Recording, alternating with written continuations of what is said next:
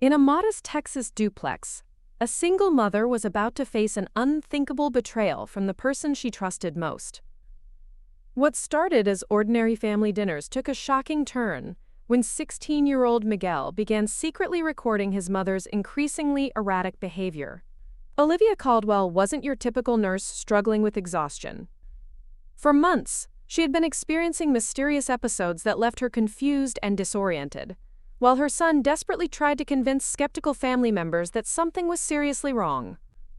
When Miguel's hidden recordings finally revealed the terrifying truth, a brain tumor causing complex seizures, both mother and son discovered that love sometimes requires the most painful choices, and that what feels like betrayal can actually be salvation.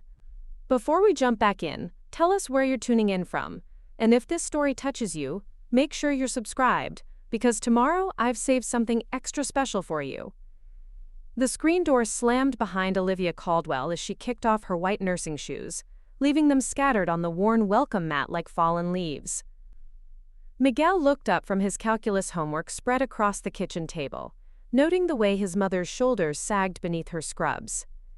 The pale blue ones with tiny cartoon stethoscopes that she'd bought on clearance 3 years ago and wore until the fabric had softened to something resembling tissue paper. "Hey, Mom." He closed his textbook, marking his place with a grocery receipt. "How was your shift?" Olivia paused at the kitchen sink, her hands gripping the edge of the counter. For a moment, she seemed to be staring at something beyond the window that looked out onto their small backyard, where the ancient oak tree cast long shadows in the dying October light. Miguel had learned to read these moments, the micropauses that preceded her responses, the way she gathered herself like someone collecting scattered thoughts.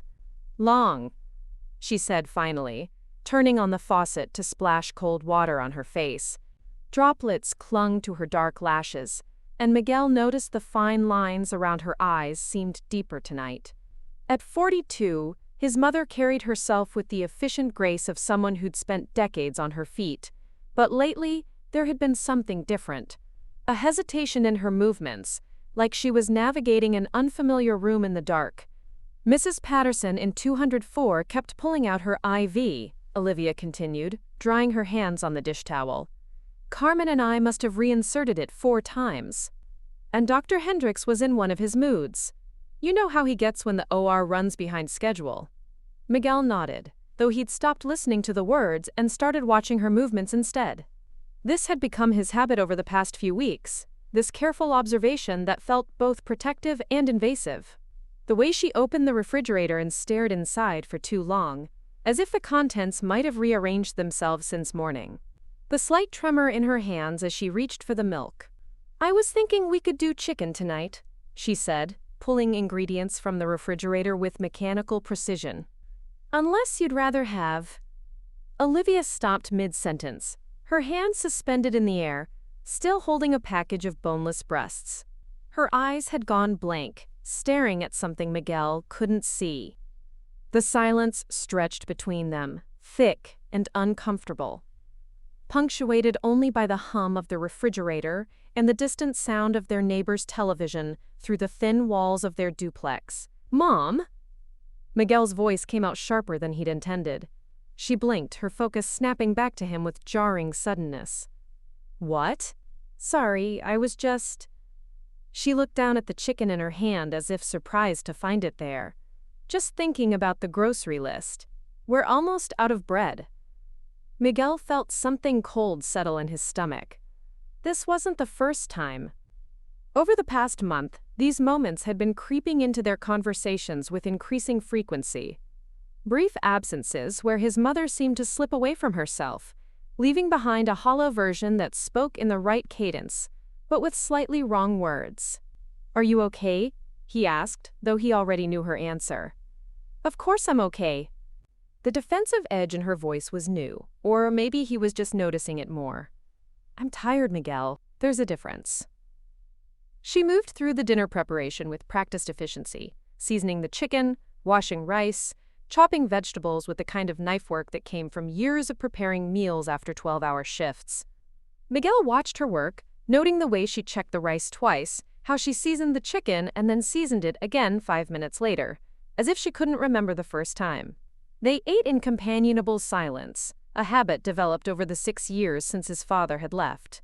Miguel had been 10 then, old enough to understand that Dad wasn't coming back from his business trip to Dallas, young enough to believe it was somehow his fault. His mother had never remarried, never even dated seriously, pouring all her energy into work and into raising him. They'd become a team of 2, navigating car repairs and college applications, and the 100 small crises that befell a single-parent household. "How was school?" Olivia asked, cutting her chicken into precise, equal pieces. "Fine. Mr. Rodriguez assigned our senior project proposals. I'm thinking about doing something on renewable energy systems." Miguel pushed rice around his plate, building small mountains. "Jake and I were talking about maybe designing a solar panel efficiency calculator. That sounds wonderful, me, Joe." But she was looking past him again, her fork halfway to her mouth. "Your father was always good with numbers." The mention of his father hung in the air like smoke. Olivia rarely brought him up anymore, and when she did, it was usually with the distant fondness reserved for old acquaintances, rather than the man who'd once shared her bed and helped create the sun sitting across from her. After dinner, Miguel volunteered to do the dishes, partly to be helpful and partly to keep an eye on his mother. She settled at the kitchen table with a cup of tea and a stack of medical journals, a ritual she'd maintained since nursing school. But tonight she stared at the same page for 20 minutes without turning it, her tea growing cold in her hands. "I think I'll head to bed early," she said finally, closing the journal without having read a word. "These double shifts are catching up with me."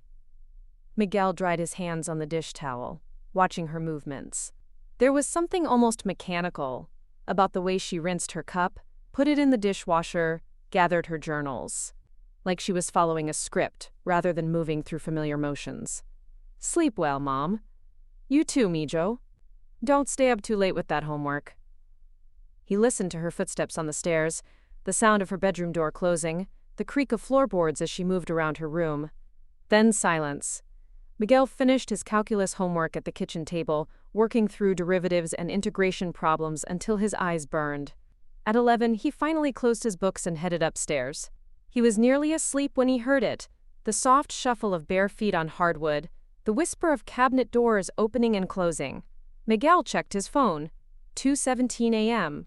He lay still, listening to the sounds drifting up from the kitchen, the refrigerator opening, the clink of dishes, the squeak of cabinet hinges that he'd been meaning to oil for months. After 20 minutes, curiosity overcame caution. Miguel crept to the top of the stairs and peered down into the kitchen. His mother stood at the counter in her nightgown, methodically removing items from the upper cabinets and placing them on the counter. Plates, bowls, glasses, mugs, everything organized into neat rows like a military inspection. "Mom?" he whispered. She didn't respond, didn't even seem to hear him. Her movements were deliberate but strange, as if she was following instructions only she could hear. She picked up each item, examined it carefully, then placed it in a new location with the precision of someone solving a complex puzzle. Miguel watched for several more minutes, torn between concern and the strange feeling that he was witnessing something private, something not meant for his eyes. Finally, he retreated to his room, but sleep wouldn't come. He lay awake listening to the sounds below, the opening and closing of cabinets, the careful placement of dishes, the quiet footsteps moving back and forth across the kitchen floor. When his alarm went off at 6:30, Miguel rushed downstairs to find the kitchen restored to its normal state. Every dish was back in its proper place, every cabinet closed. If not for the faint scent of dish soap lingering in the air, he might have convinced himself he'd dreamed the whole thing. Olivia appeared 20 minutes later, dressed for work and moving with her usual morning efficiency. "Did you sleep okay?" Miguel asked carefully. "Like a rock," she replied, pouring coffee into her travel mug. "Why?" "No reason, I just thought I heard something around 2. She paused, coffee pot suspended over her mug. "What kind of something?" Miguel studied her face, looking for any sign of recognition, any flicker of memory, but her expression was genuinely puzzled, as if the idea of being awake at 2 in the morning was completely foreign to her. "Nothing," he said finally. Probably just the neighbors. But as he watched his mother gather her things and head out for another shift at the hospital, Miguel couldn't shake the image of her standing in the kitchen in her nightgown, rearranging their lives while the rest of the world slept. Something was wrong. He was certain of it now. The question was what to do about it, especially when the person who needed help couldn't remember needing it. The morning sun slanted through the kitchen window, casting long shadows across the floor where his mother had stood just hours before. Miguel made a mental note to pay closer attention, to watch for the signs he might have missed. He didn't know it yet, but this decision, this shift from worried son to vigilant observer, would change everything that came after. The morning sun slanted through the kitchen window, casting long shadows across the floor where his mother had stood just hours before. Miguel made a mental note to pay closer attention, to watch for the signs he might have missed. He didn't know it yet, but this decision, this shift from worried son to vigilant observer, would change everything that came after. Over the following weeks, Miguel's world narrowed to a series of careful observations. He found himself cataloging his mother's behavior like a scientist documenting an experiment, noting patterns that others might dismiss as quirks or fatigue. The way she would pause mid-conversation, her eyes growing distant as if listening to a voice he couldn't hear. How she sometimes stood in doorways for long moments, as if trying to remember why she'd entered a room. The increasing frequency of repeated questions, asked with the same inflection as if hearing her own voice for the first time. At Riverside High, Miguel's reputation as one of the school's most focused students began to crumble. In AP Chemistry, he found himself staring out the window during Mrs. Chen's lecture on molecular bonds, his mind replaying the image of his mother standing motionless in their kitchen at dawn, still in yesterday's scrubs, looking at the coffee maker as if it were a foreign artifact.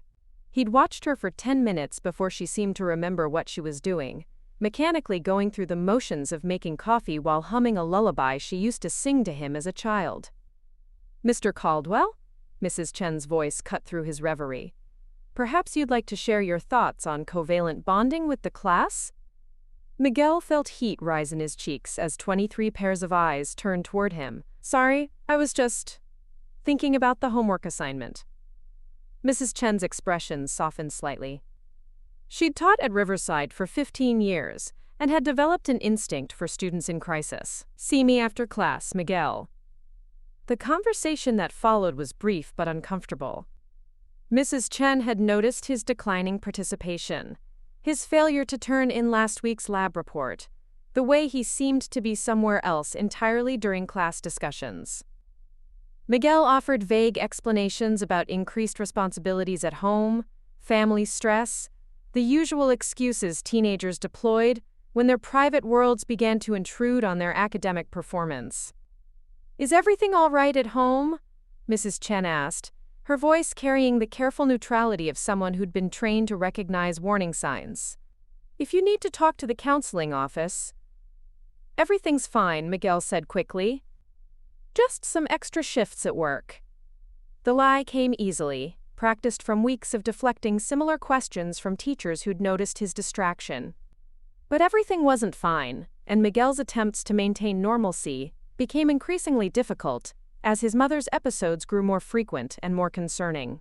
There was the Tuesday afternoon, when he came home from Jake's house to find Olivia standing in their tiny front yard, still in her scrubs, pulling weeds with mechanical precision at 4 a.m.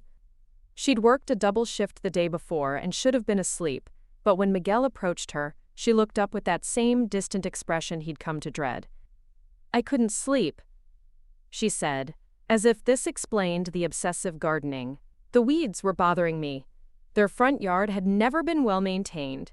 They were renters, and Olivia's exhausting work schedule left little energy for landscaping.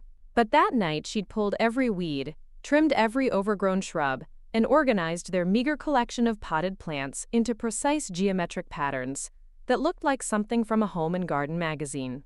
The most frightening incident occurred on a Thursday evening in November. Miguel was working his shift at Tommy's Auto Parts, a part-time job he'd taken to help with household expenses, when his phone buzzed with a call from an unknown number. "Is this Miguel Caldwell?" The voice belonged to an elderly woman, her tone concerned but kind. "Yes, ma'am. This is Dorothy Williams. I live on Maple Street, about 6 blocks from you. I have your mother here with me, and I think she might be a little confused." Miguel's stomach dropped. "Is she okay? What happened?" "She's fine, sweetie, just a bit disoriented. She knocked on my door about 20 minutes ago, asking if I'd seen her son. When I asked her what her son looked like, she couldn't seem to remember. She's got her work badge on, says her name is Olivia Caldwell, so I looked you up in the phone book." Miguel glanced at the clock. 6:47 p.m. His mother should have been home from her day shift by now, probably starting dinner or catching up on laundry. Maple Street was in the opposite direction from the hospital, in a neighborhood they'd never lived in. "I'll be right there," Miguel said, already grabbing his keys. He told his supervisor he had a family emergency and drove the 15 minutes to Maple Street, with his hands gripping the steering wheel so tightly his knuckles went white. He found his mother sitting in Dorothy Williams' living room, cradling a cup of tea and looking smaller than he'd ever seen her.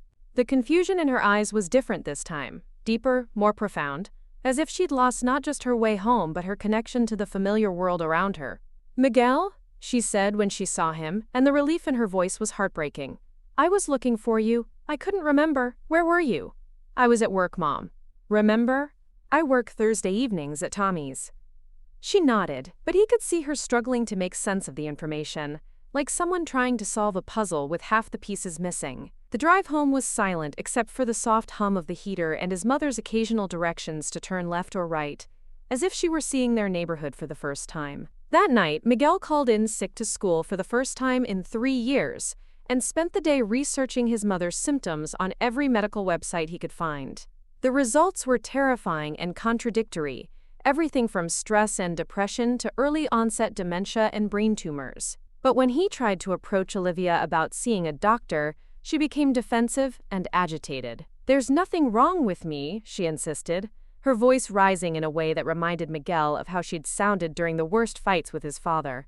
"I'm tired, Miguel. I work 60-hour weeks taking care of other people. I'm allowed to be tired." "Mom, you got lost coming home from work. You didn't remember where I was." "I was distracted. Mrs. Patterson died yesterday, and I've been taking care of her for 3 months. Sometimes grief makes you forget things." Miguel knew better than to push further. His mother's pride was as much a part of her identity as her nursing license, and any suggestion that she might need help was interpreted as an attack on her competence. But he also knew he couldn't ignore what was happening. It was during lunch on a gray Friday in late November that Miguel finally confided in Jake Thompson. They'd been best friends since 3rd grade, when Jake had shared his sandwich with Miguel after the other boy forgot his lunch money for the 3rd time that week. Jake was the kind of friend who noticed things, like the dark circles under Miguel's eyes, or the way he'd been picking at his food instead of eating it. "Dude, you look like hell," Jake said, unwrapping a sandwich that his mother had packed with the same methodical care she'd shown for the past 10 years. "What's going on?" Miguel had been carrying the weight of his observations alone for weeks, and the relief of finally speaking them aloud was immediate and overwhelming. He told Jake about the midnight cabinet reorganizing, the getting lost, the moments when his mother seemed to disappear behind her own eyes. Jake listened without interruption, his expression growing more serious with each detail. "That's heavy, man," Jake said when Miguel finished. "Have you talked to anyone else about this? Like your aunt or something?" Miguel shook his head. "Aunt Rosa thinks Mom just needs to relax more. She keeps suggesting yoga classes and meditation apps." "What about your mom's friends at work? Maybe they've noticed something?" "I don't know. Mom's always been private about personal stuff." Miguel pushed a French fry around his plate, watching it leave a trail of ketchup. "I tried to bring it up with her again last night, and she accused me of treating her like she's crazy." Jake was quiet for a moment, chewing thoughtfully. The Thompson family had its own challenges. Jake's father struggled with alcohol, and his mother worked 2 jobs to keep them afloat, but they talked about their problems. They sought help when they needed it. The concept of suffering in silence was foreign to Jake's practical nature. "Maybe you need to document it," Jake said finally. "Like, if she doesn't remember these episodes happening, how can you prove they're real?" The suggestion hit Miguel like a physical blow. Document his mother's confusion? Record her moments of vulnerability? The idea felt like a profound violation of trust, a betrayal of the woman who'd sacrificed everything to raise him alone. "I can't do that," Miguel said immediately. "She is my mom, not some science experiment." "I'm not saying spy on her," Jake clarified. "But if something is really wrong, if this is medical and not just stress, don't you think she'd want to know? Even if she can't see it herself right now?" Miguel spent the rest of the day thinking about Jake's words. That evening, he watched his mother move through their dinner routine with increasing anxiety. She seasoned the vegetables twice, set the table, and then set it again 15 minutes later, and asked him 3 times if he'd finished his homework. Each repetition was delivered with the same cheerful tone, as if she were hearing herself speak for the first time. When she excused herself to use the bathroom during dinner, Miguel noticed she'd left her food barely touched. Through the thin walls of their duplex, he could hear her in the bathroom, but instead of the usual sounds, there was silence. Long, stretching silence that made his chest tighten with worry. "Mom?" he called softly. "You okay in there?" "Fine, Mijo," came her voice, but it sounded strange. Distant. "Just washing my hands." But the water wasn't running, and when she emerged 10 minutes later, her hair was disheveled, and she looked confused, as if she couldn't quite remember why she'd gone to the bathroom in the first place.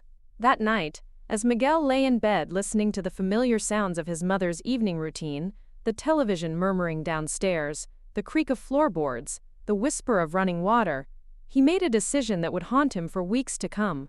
Tomorrow he would start paying closer attention, not just observing, but documenting. If something was wrong with his mother, if these episodes were symptoms of something serious, then someone needed to be her advocate, even if she couldn't see the need for one herself. Outside his window, the Texas wind rattled the bare branches of their oak tree, and Miguel fell asleep to the sound of his mother moving through the house below, unaware that her son was about to become both her protector and her unwilling observer. Outside his window, the Texas wind rattled the bare branches of their oak tree, and Miguel fell asleep to the sound of his mother moving through the house below, unaware that her son was about to become both her protector and her unwilling observer. The decision crystallized 3 days later on a Monday evening that began like any other but ended with Miguel crossing a line he'd never imagined he would cross. Olivia had returned from her shift at the hospital, unusually agitated, her movements sharp and jerky as she moved through their small kitchen. Miguel noticed immediately the way she slammed cabinet doors just a little too hard, how she muttered under her breath in Spanish, a habit that only emerged when she was deeply stressed. He'd been working on his college applications at the kitchen table, essays about overcoming adversity that felt increasingly hollow given what he was witnessing at home. "How was work?" he asked, closing his laptop to give her his full attention. "Fine," she snapped, then immediately softened her tone. "Sorry, mijo. It was just—" Dr. Martinez questioned one of my medication charts today. Said I'd written the wrong dosage for Mrs. Gonzalez in room 318. Miguel felt his stomach tighten. His mother had been a nurse for 20 years. Medication errors weren't something she made. "What happened?" Olivia opened the refrigerator and stared inside for a long moment, her hand gripping the door handle. "I don't know. I could have sworn I wrote 50 milligrams, but when Carmen checked my chart, it said 500. That's 10 times the correct dose." She closed the refrigerator without taking anything out. If Mrs. Gonzalez had received that amount— She didn't finish the sentence, but Miguel understood. A medication error of that magnitude could have been fatal. The thought sent a chill through him that had nothing to do with the December cold seeping through their poorly insulated windows. "Maybe it was just a typo," Miguel offered, though even as he said it, he could see his mother didn't believe it any more than he did. "Maybe," Olivia said, but her voice carried no conviction. She began preparing dinner with mechanical movements, pulling ingredients from cabinets and refrigerator without seeming to see them. Miguel watched her crack eggs into a bowl, then stare at them as if she couldn't remember what came next. "Mom, the eggs?" She blinked and looked down at the bowl in her hands. Right. Eggs.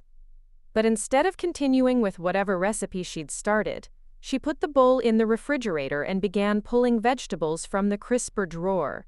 Miguel felt the familiar knot of anxiety forming in his chest. "What are you making?"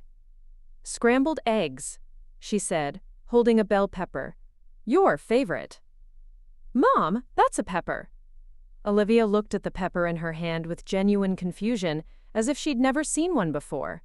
For a moment, her expression was completely blank, and Miguel felt like he was watching his mother disappear before his eyes. Then, without warning, her confusion turned to frustration. "I know what I'm doing, Miguel," she snapped. "I've been cooking for 20 years. I don't need a 16-year-old telling me what vegetables are." But even as she said it, she was looking at the pepper with uncertainty, turning it over in her hands like a puzzle she couldn't solve. Miguel wanted to help, wanted to gently guide her back to whatever she'd been trying to cook. But her defensive anger was a wall he didn't know how to breach. What happened next would replay in Miguel's mind for months afterward. Olivia set the pepper on the counter and reached for a knife from the block. But instead of cutting the pepper, she began slicing it in the air, her movements precise and purposeful but completely disconnected from reality. She was following some internal instruction that made perfect sense to her but was invisible to everyone else. "Mom," Miguel said quietly, standing up from the table. "Mom, there's nothing there." She looked at him with an expression he'd never seen before, wild, frightened, and utterly lost. "What do you mean there's nothing there?" "I'm making dinner." "You said you were hungry." Miguel hadn't said he was hungry, and there was no food on the cutting board, just the knife moving through empty air while his mother's face showed the concentration of someone performing a complex task.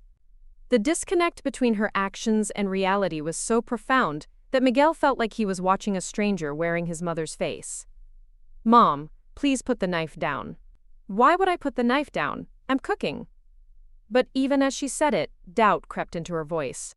She looked at the cutting board, then at the knife in her hand, and Miguel saw the exact moment when she realized something was wrong. The confusion in her eyes transformed into something worse. Terror. "Miguel?" Her voice was small, childlike. "Miguel, what's happening to me?"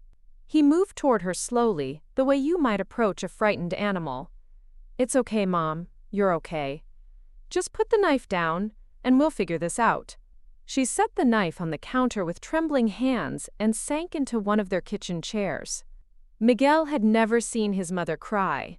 Not during the divorce, not during the worst financial struggles, not even during the long nights when she thought he was asleep and didn't know he could hear her on the phone with bill collectors. But now tears streamed down her face as she stared at her hands. "Something's wrong with me," she whispered. "Something's really wrong with me, isn't it?" Miguel knelt beside her chair, taking her hands in his. They were cold and shaking. "We'll figure it out, Mom. We'll get you help." But even as he said the words, he knew they weren't true. His mother's pride, her fierce independence, would reassert itself within hours. By morning, she would convince herself that the episode had been a momentary lapse brought on by stress and exhaustion. She would refuse to see a doctor, would become defensive and angry at any suggestion that she needed help. Miguel had seen this pattern before, and he knew that this moment of vulnerability would close like a door, leaving him on the outside with his growing fears and no way to prove what he'd witnessed. That night, after Olivia had gone to bed early with a headache, Miguel sat alone in his room with his phone in his hands. Jake's suggestion from weeks earlier echoed in his mind. Maybe you need to document it.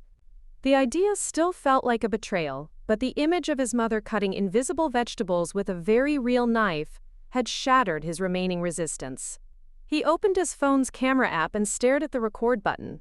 Such a small thing, really. A simple tap that would cross an invisible line between worried son and secret observer. Miguel thought about the medication error at the hospital, about his mother getting lost 6 blocks from home, about the knife moving through empty air.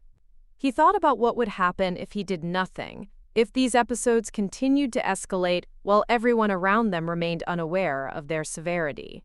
His finger hovered over the record button for a full 5 minutes before he finally put the phone away. Not tonight. Tonight, he would try one more time to convince his mother to seek help voluntarily. The conversation the next morning went exactly as Miguel had predicted. Olivia, dressed in fresh scrubs and moving with her usual morning efficiency, had no memory of the previous evening's episode. When Miguel tried to bring it up, she became immediately defensive. I was tired, Miguel. I'd been on my feet for 12 hours. Everyone has moments when they're not thinking clearly. Preparing and narrating this story took us a lot of time, so if you are enjoying it, subscribe to our channel. It means a lot to us. Now back to the story. Mom, you were cutting air. You thought you were slicing vegetables, but there was nothing on the cutting board. That's ridiculous. I would never. She stopped, her coffee cup halfway to her lips. For a moment, Miguel saw uncertainty flicker across her face, but then her defenses slammed back into place. You're being dramatic. I was probably just demonstrating something, showing you how to cut peppers properly. At 8 o'clock at night? While making scrambled eggs? I don't remember saying I was making scrambled eggs. Her voice was getting sharper, more defensive. And I don't appreciate you treating me like I'm some kind of mental patient. I'm your mother, Miguel, not your patient. The conversation ended with Olivia storming out for work and Miguel sitting alone at their kitchen table, feeling more isolated than he'd ever felt in his life. That afternoon, he called his Aunt Rosa, hoping that another family member might be able to see what he was seeing. Rosa speaking. His aunt's voice was brisk, professional. Miguel could hear the sound of traffic in the background. She was probably showing a house to potential buyers. Hi, Aunt Rosa. It's Miguel. Her tone immediately warmed. Mijo! How are you? How's school? I keep meaning to call your mother, but you know how busy things get. Miguel took a deep breath. That's actually why I'm calling. I'm worried about Mom. Worried? What kind of worried? Is she sick? I think so, but not the way you might think. She's been acting strange, having episodes where she seems confused or does things that don't make sense. There was a pause on the other end of the line. What kind of things? Miguel described the midnight cabinet rearranging, the getting lost, the incident with the knife. As he spoke, he could feel Rosa's attention shifting, could almost hear her formulating explanations that would make the disturbing details more palatable. Oh, Micho, Rosa said when he finished, your mother works so hard. She's been carrying the weight of the world on her shoulders since your father left. It sounds like she's just exhausted, maybe a little depressed. Have you suggested she take a vacation? Or maybe see Father Herrera for some counseling? Aunt Rosa? She was cutting invisible vegetables with a real knife. That's not exhaustion. People do strange things when they're overwhelmed, Miguel. Remember when your cousin Elena went through her divorce? She reorganized her entire house at 3 in the morning for a week straight. Your mother just needs some support, maybe someone to talk to who isn't her teenage son? The dismissal in Rosa's voice was gentle but unmistakable. Miguel realized that describing the episodes wouldn't be enough. No one would believe how serious they were without seeing them firsthand. And his mother's ability to appear completely normal during lucid moments meant that even if Rosa visited, she might never witness an episode herself. That evening, Miguel sat with Jake at their usual table in the school cafeteria, picking at a sandwich he had no appetite for. The lunch period was nearly over, and the cafeteria was emptying as students headed to their afternoon classes. So I called my aunt, Miguel said without preamble. Jake looked up from his physics homework. How'd that go? About like you'd expect. She thinks Mom just needs a vacation and some therapy. Did you tell her about the knife thing? Miguel nodded. She said people do strange things when they're overwhelmed. Jake was quiet for a moment, chewing thoughtfully on his pencil eraser. You know what the problem is? You're describing these things after they happen. It's like trying to explain a movie to someone who's never seen it. They might understand the plot, but they don't get the impact. What are you saying? I'm saying maybe it's time to stop describing and start showing. Jake's expression was serious, older than his 17 years. I know you don't want to record her, but Miguel, what if something really bad happens? What if she has one of these episodes while she's driving or at work with patients? Wouldn't you rather violate her privacy than watch her hurt herself or someone else? The question hung between them like a challenge. Miguel had been wrestling with the same ethical dilemma for weeks, but hearing it articulated so clearly made the stakes impossible to ignore. That night, he lay in bed listening to the familiar sounds of his mother's evening routine, waiting for any sign that another episode might be beginning. It came at 1:30 a.m., the soft sound of footsteps on the stairs, the creak of floorboards in the kitchen.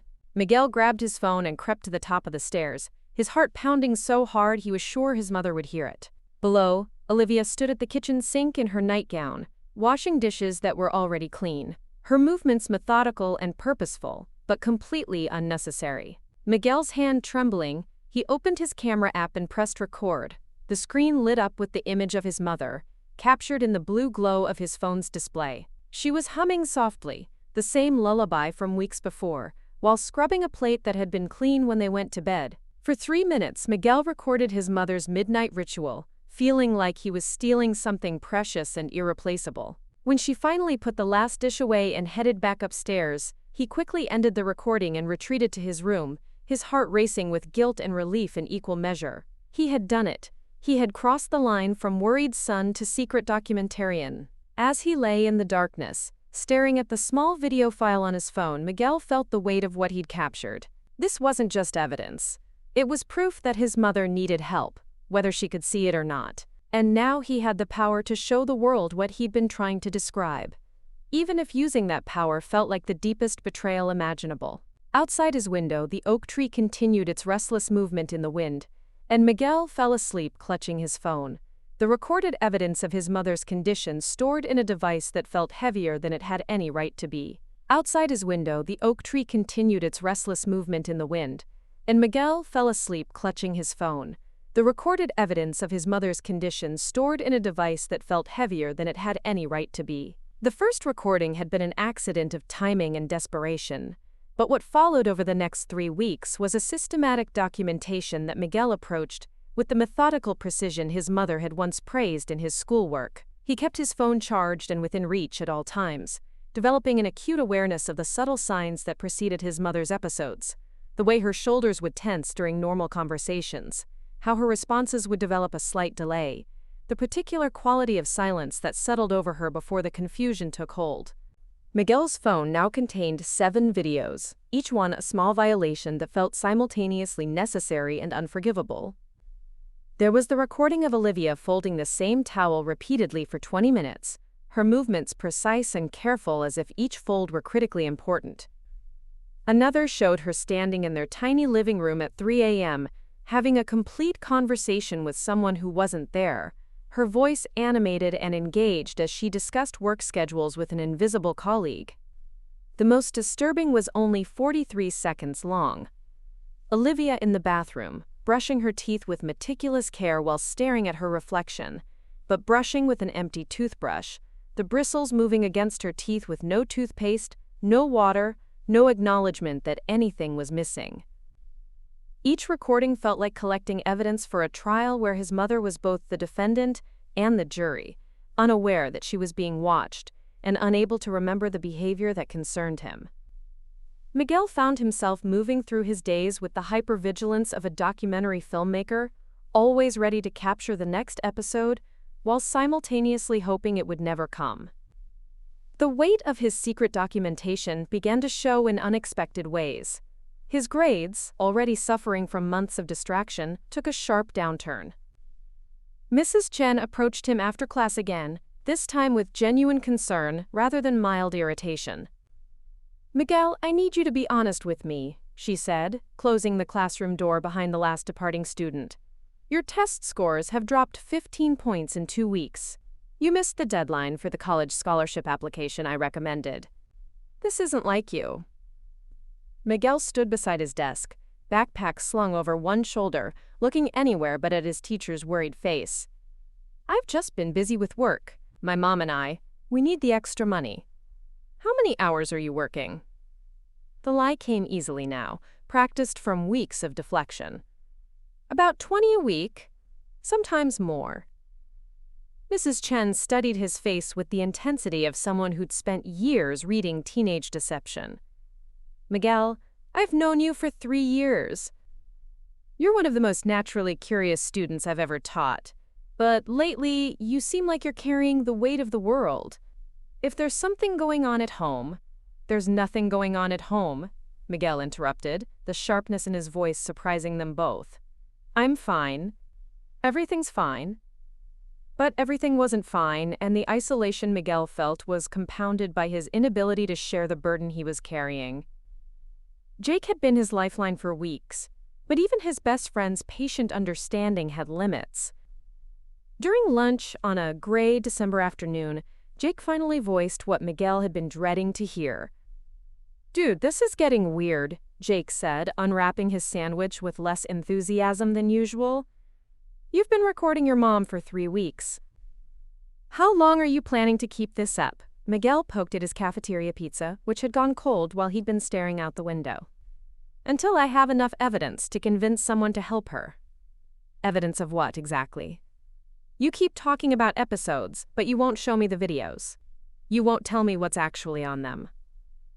"Because it feels like violating her privacy twice," Miguel said. "Once when I record it, and again when I show someone else." Jake was quiet for a moment, chewing thoughtfully.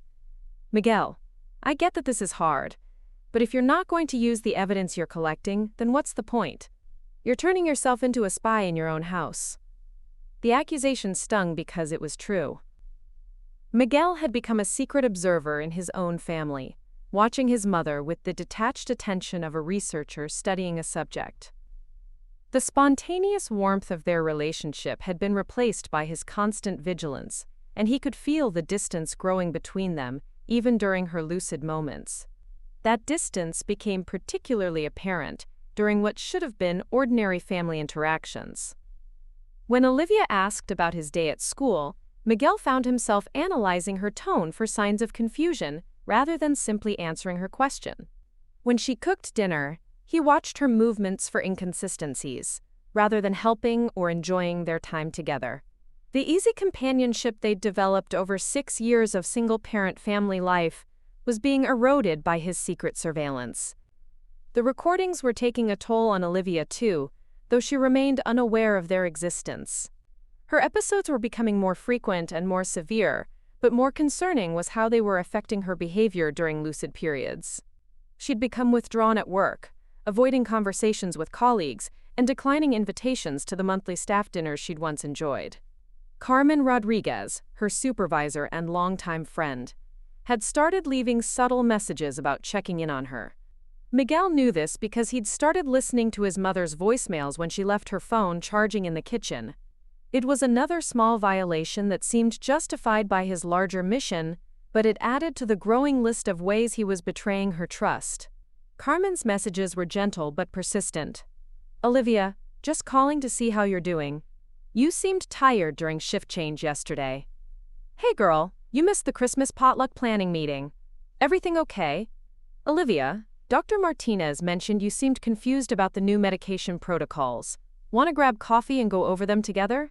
The most revealing message came on a Thursday evening in mid-December.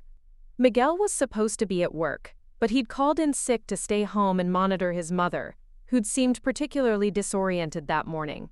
He was listening to her voicemails on the kitchen phone when Carmen's voice filled their small space with unmistakable concern. "Olivia, it's Carmen. I need to talk to you about what happened today. Mrs. Peterson in room 204 said you came in this morning and introduced yourself as if you'd never met her before. But she's been your patient for 2 weeks. She was confused and a little upset. I covered for you with Dr. Martinez, told him Mrs. Peterson was having memory issues. But honey, we need to talk. Call me back." Miguel felt his stomach drop.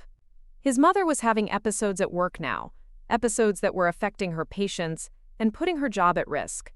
The recordings on his phone suddenly felt inadequate. They captured her private moments of confusion, but they didn't show how her condition was spilling over into her professional life, potentially endangering the patients she'd dedicated her career to protecting. That evening, Miguel positioned himself in the kitchen under the pretense of homework, waiting for his mother to return from work. When she finally came through the door at 7:30, her movements were slower than usual, her shoulders carrying a weight that seemed to bend her frame. "How was your day?" Miguel asked, though he already knew part of the answer. "Long," Olivia said, setting her purse on the counter with careful precision. "Mrs. Peterson in 204 was confused today.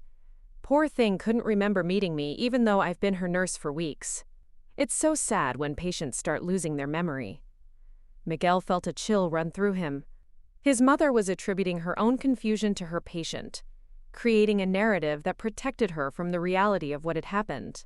It was a level of self-deception that scared him more than the episodes themselves. "Mom, are you sure?" "Miguel, don't." Her voice carried a warning tone he'd rarely heard. "I know what happened. Mrs. Peterson is 86 years old and has been in and out of the hospital for months. Memory problems are common in elderly patients, especially when they're stressed and in unfamiliar environments." But even as she spoke, Miguel could see doubt flickering in her eyes. Some part of her knew that her explanation didn't quite fit, that the pieces of her day weren't aligning the way they should. The knowledge seemed to exhaust her more than any physical labor. That night, Miguel captured his 8th recording. This one was different from the others, longer, more complex, and deeply disturbing. Olivia had gotten up around 2 a.m. and made her way to the kitchen, but instead of her usual ritualistic cleaning or organizing, she'd begun preparing for work. She laid out her scrubs, packed her lunch, and spent 20 minutes reviewing patient charts that weren't there, holding blank pieces of paper and discussing medication schedules with intense focus. "Mrs. Peterson needs her blood pressure medication at 6 a.m., she said to the empty kitchen. "And Mr. Rodriguez in 207 has been asking for extra pillows. Make sure the night shift knows he's having trouble sleeping."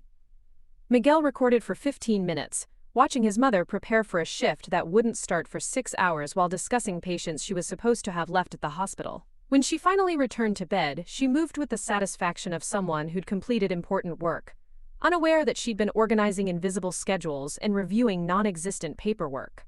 The next morning brought a near disaster that Miguel almost didn't prevent.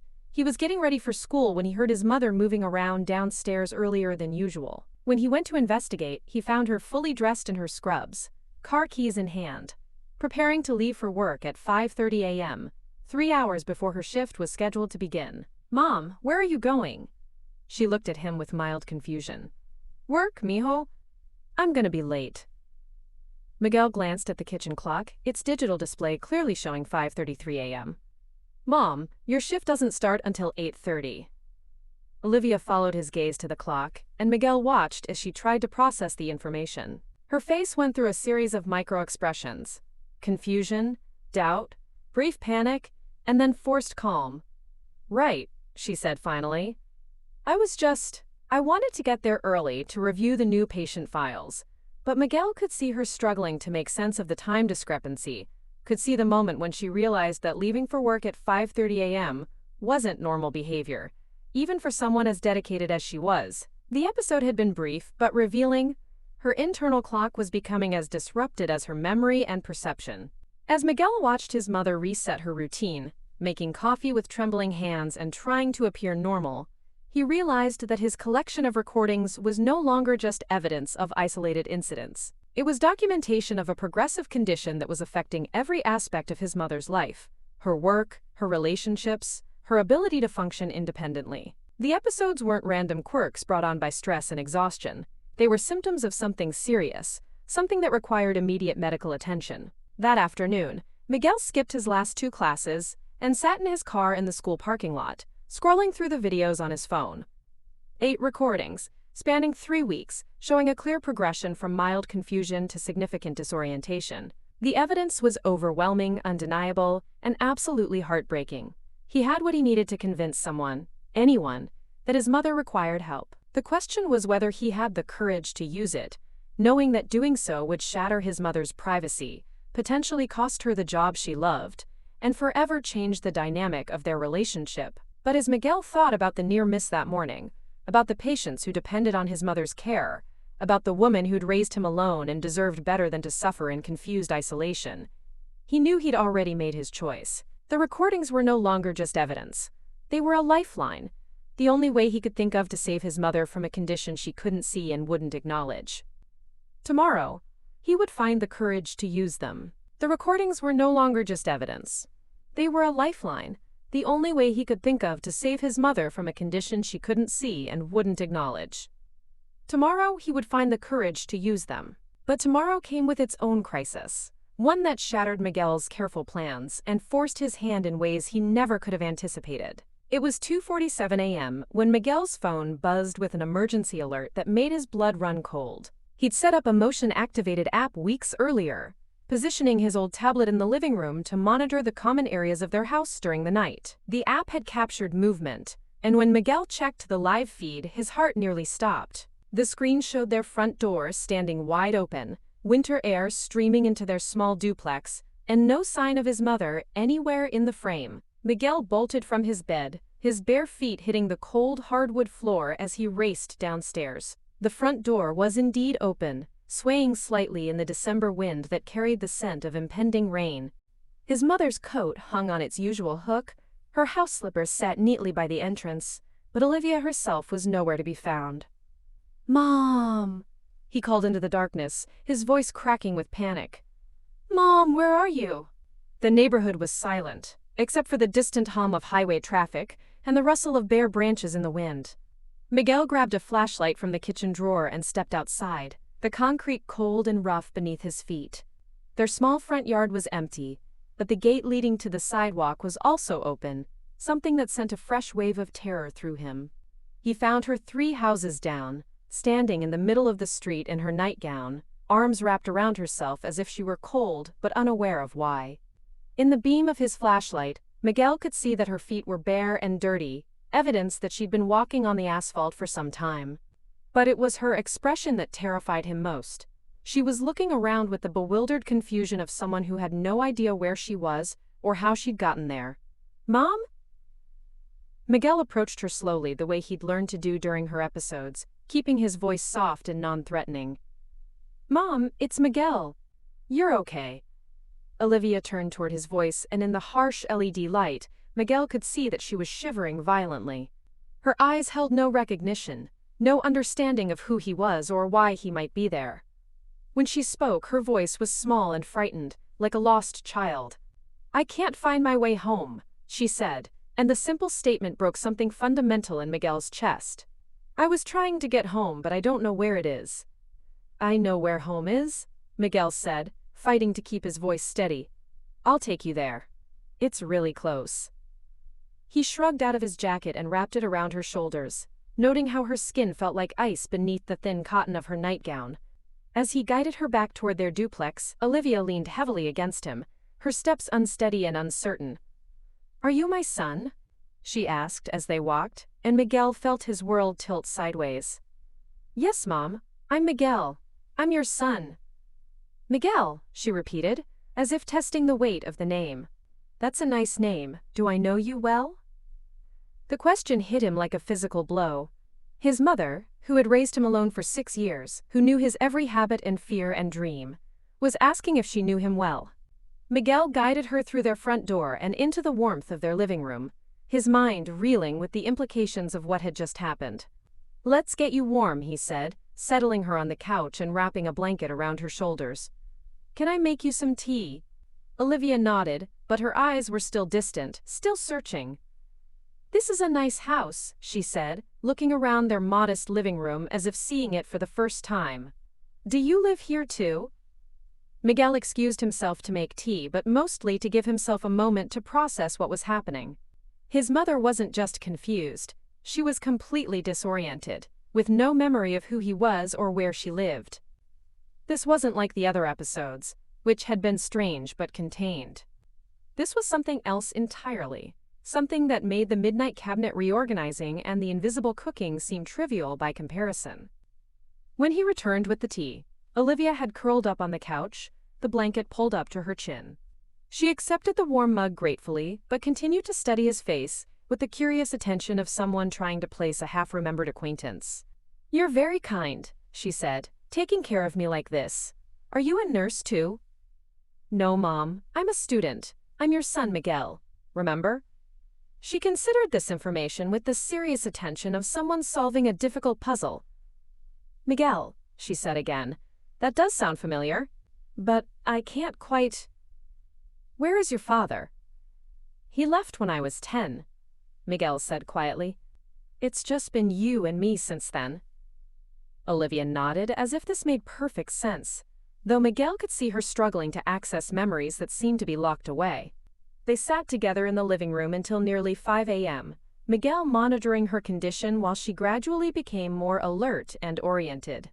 By the time dawn light began filtering through their windows, she seemed to remember who he was, though she retained no memory of her nighttime wandering. "Did I sleepwalk again?" she asked, noting her nightgown and the blanket around her shoulders. Miguel hesitated. The word "again" suggested this had happened before, though he'd never witnessed it. "Do you remember sleepwalking before?"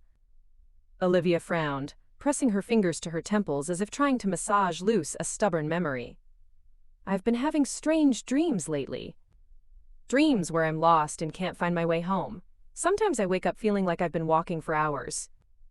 The admission was more honest than anything his mother had shared about her condition in months, and Miguel realized that her defenses were down in a way they hadn't been since this all began.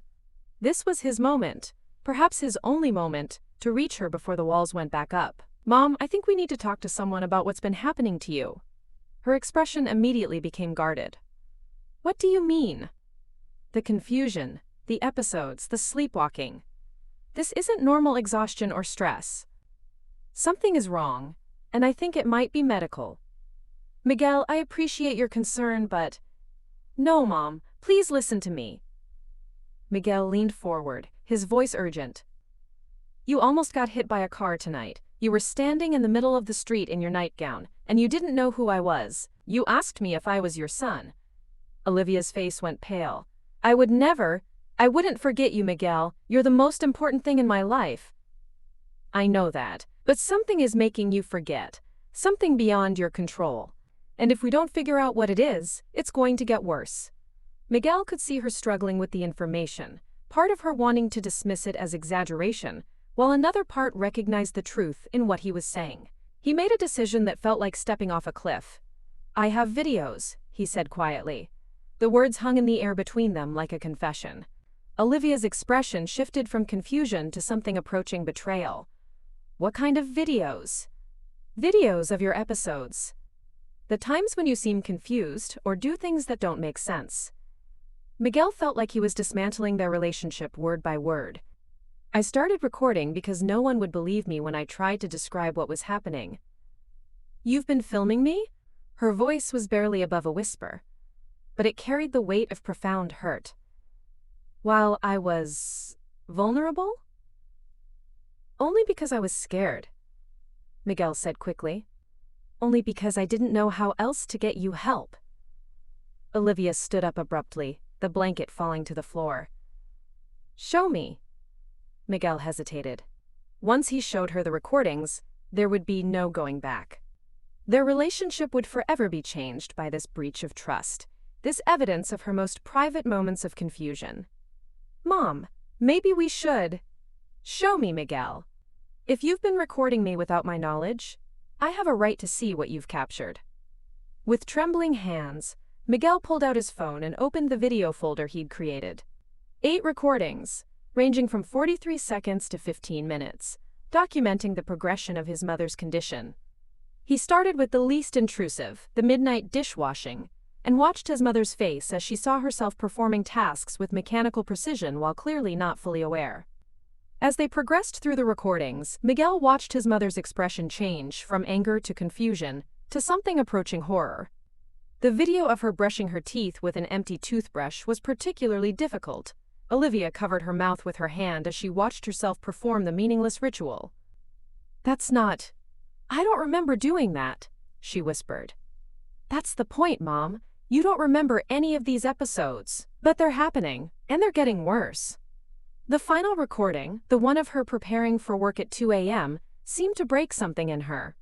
Olivia watched herself organize invisible patient files and discuss medication schedules with no one, and Miguel could see the exact moment when she truly understood the severity of her situation. "Oh God," she breathed. "Oh God, Miguel, what's happening to me?" The question came out as a broken sob, and Miguel found himself holding his mother while she cried, really cried, for the first time since he'd known her. All her fierce independence, all her protective strength, seemed to crumble as she faced the undeniable evidence of her own confused behavior. "We're going to figure this out," Miguel said, though he had no idea how. "We're going to get you help." "What if it's something terrible?" Olivia asked. "What if it's dementia or Alzheimer's?" "Miguel, I'm only 42. You're only 16. I can't leave you alone." "You're not leaving me," Miguel said firmly. "And we don't know what this is yet.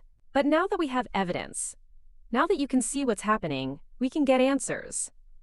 Olivia pulled back to look at him, her eyes red but more focused than they'd been in weeks. "I need to call Rosa. I need to—" "God, Miguel, my job. If I'm having episodes at work." "Carmen left you a voicemail," Miguel admitted. "About Mrs. Peterson. She covered for you, but she's worried." The information seemed to galvanize Olivia in a way that Miguel's concerns hadn't. The thought of endangering her patients, of failing in her professional responsibilities, cut through her denial more effectively than any personal consideration. "Call Rosa," she said, her voice gaining strength. "Call Rosa and tell her we need help." "And Miguel?" "Yeah, Mom? I'm sorry I didn't listen to you sooner, and I'm sorry you had to carry this burden alone." Miguel felt a weight lift from his shoulders that he'd been carrying for months. His mother was scared, confused, and facing an uncertain future, but she was finally willing to fight for answers. The recordings on his phone had done their job. They'd broken through her defenses and forced her to confront a reality she'd been desperately trying to deny. As dawn broke fully over their small Texas town, Miguel made the call that would change everything. But for the first time in months, he felt like he wasn't fighting alone.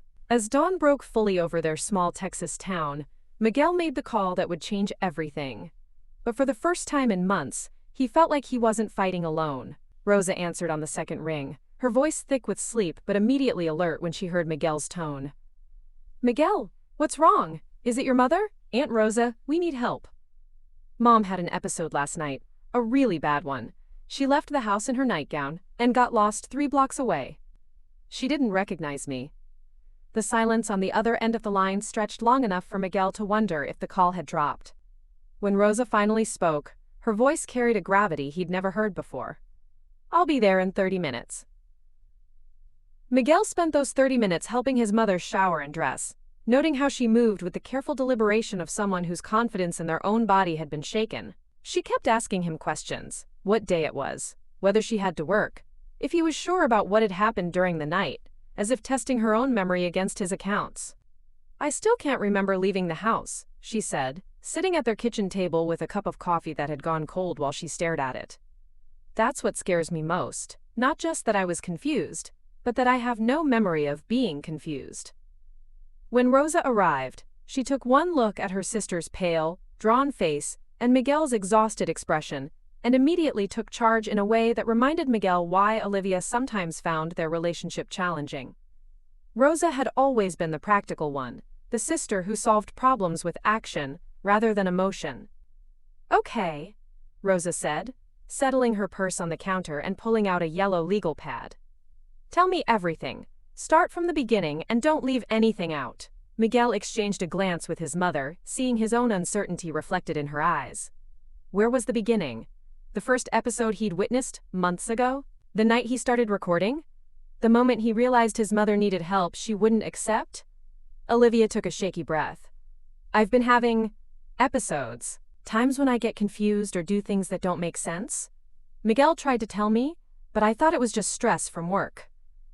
"What kind of episodes?" Rosa's pen was poised over her legal pad, ready to document everything with the thoroughness she brought to real estate contracts. "She rearranges things at night," Miguel said when his mother hesitated. "Cleans dishes that are already clean. Gets lost coming home from work. Yesterday she tried to leave for work 3 hours early." Rosa's eyebrows rose, but she continued writing. "How long has this been going on?" "Months," Olivia admitted, her voice barely above a whisper. "But last night was different. I went outside in my nightgown and couldn't find my way home. Miguel found me in the street, and I didn't know who he was." The pen stopped moving. Rosa looked up from her notes, her expression shifting from professional concern to something approaching alarm. "You didn't recognize Miguel?" "She asked me if I was her son," Miguel said, like she'd never seen me before. Rosa set down her pen and studied her sister's face with the intensity of someone seeing her clearly for the first time in months. "Olivia, when was the last time you felt completely normal, like yourself?" The question seemed to catch Olivia off guard. She opened her mouth to answer, then closed it, frowning as she tried to access memories that seemed increasingly unreliable. "I don't know," she said finally. "Maybe September? Before that medication error at work. But even then, I was having some confusion. I just thought it was because I was tired. What medication error? Rosa's voice sharpened. Miguel and Olivia exchanged another glance, and Miguel realized they were about to reveal just how serious the situation had become. I wrote the wrong dosage on a patient chart. 10 times what it should have been. If Carmen hadn't caught it. Rosa's face went pale. Olivia, you could have killed someone. I know, Olivia said, her voice breaking. That's when I knew something was really wrong. But I was scared, Rosa. I was scared of what it might mean. Do you have any idea what could be causing this? Rosa asked, though Miguel could see she was already formulating plans, already thinking ahead to solutions.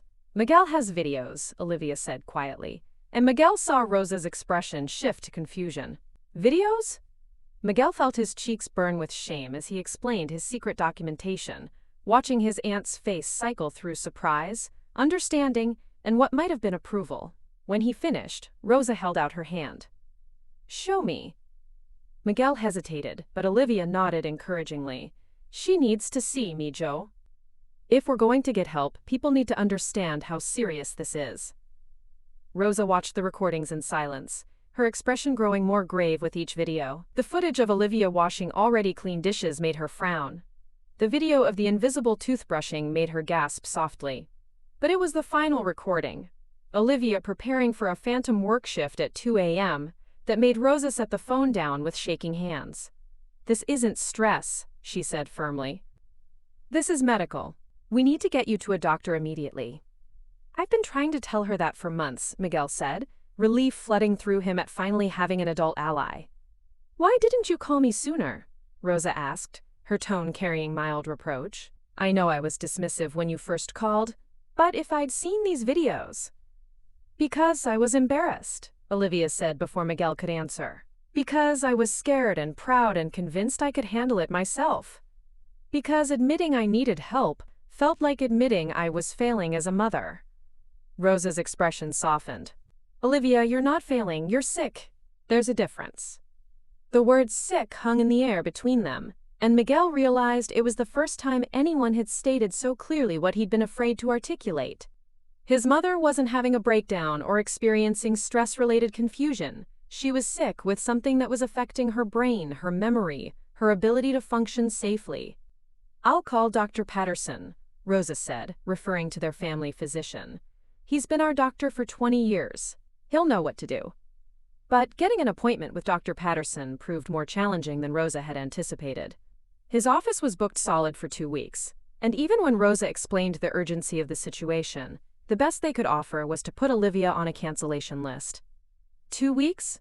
Rosa said into the phone, her voice rising with frustration. Did you hear what I just told you? My sister is having episodes where she doesn't recognize her own son. She could hurt herself or someone else. Miguel watched his aunt negotiate with the receptionist, noting how Olivia seemed to shrink into herself with each mention of her symptoms. The stark reality of seeking medical help was making everything feel more real, more frightening. Fine, Rosa said finally. We'll take the first cancellation you have, but I want you to note in her file that this is urgent. If someone cancels, call us immediately. After hanging up, Rosa turned to her sister with determination.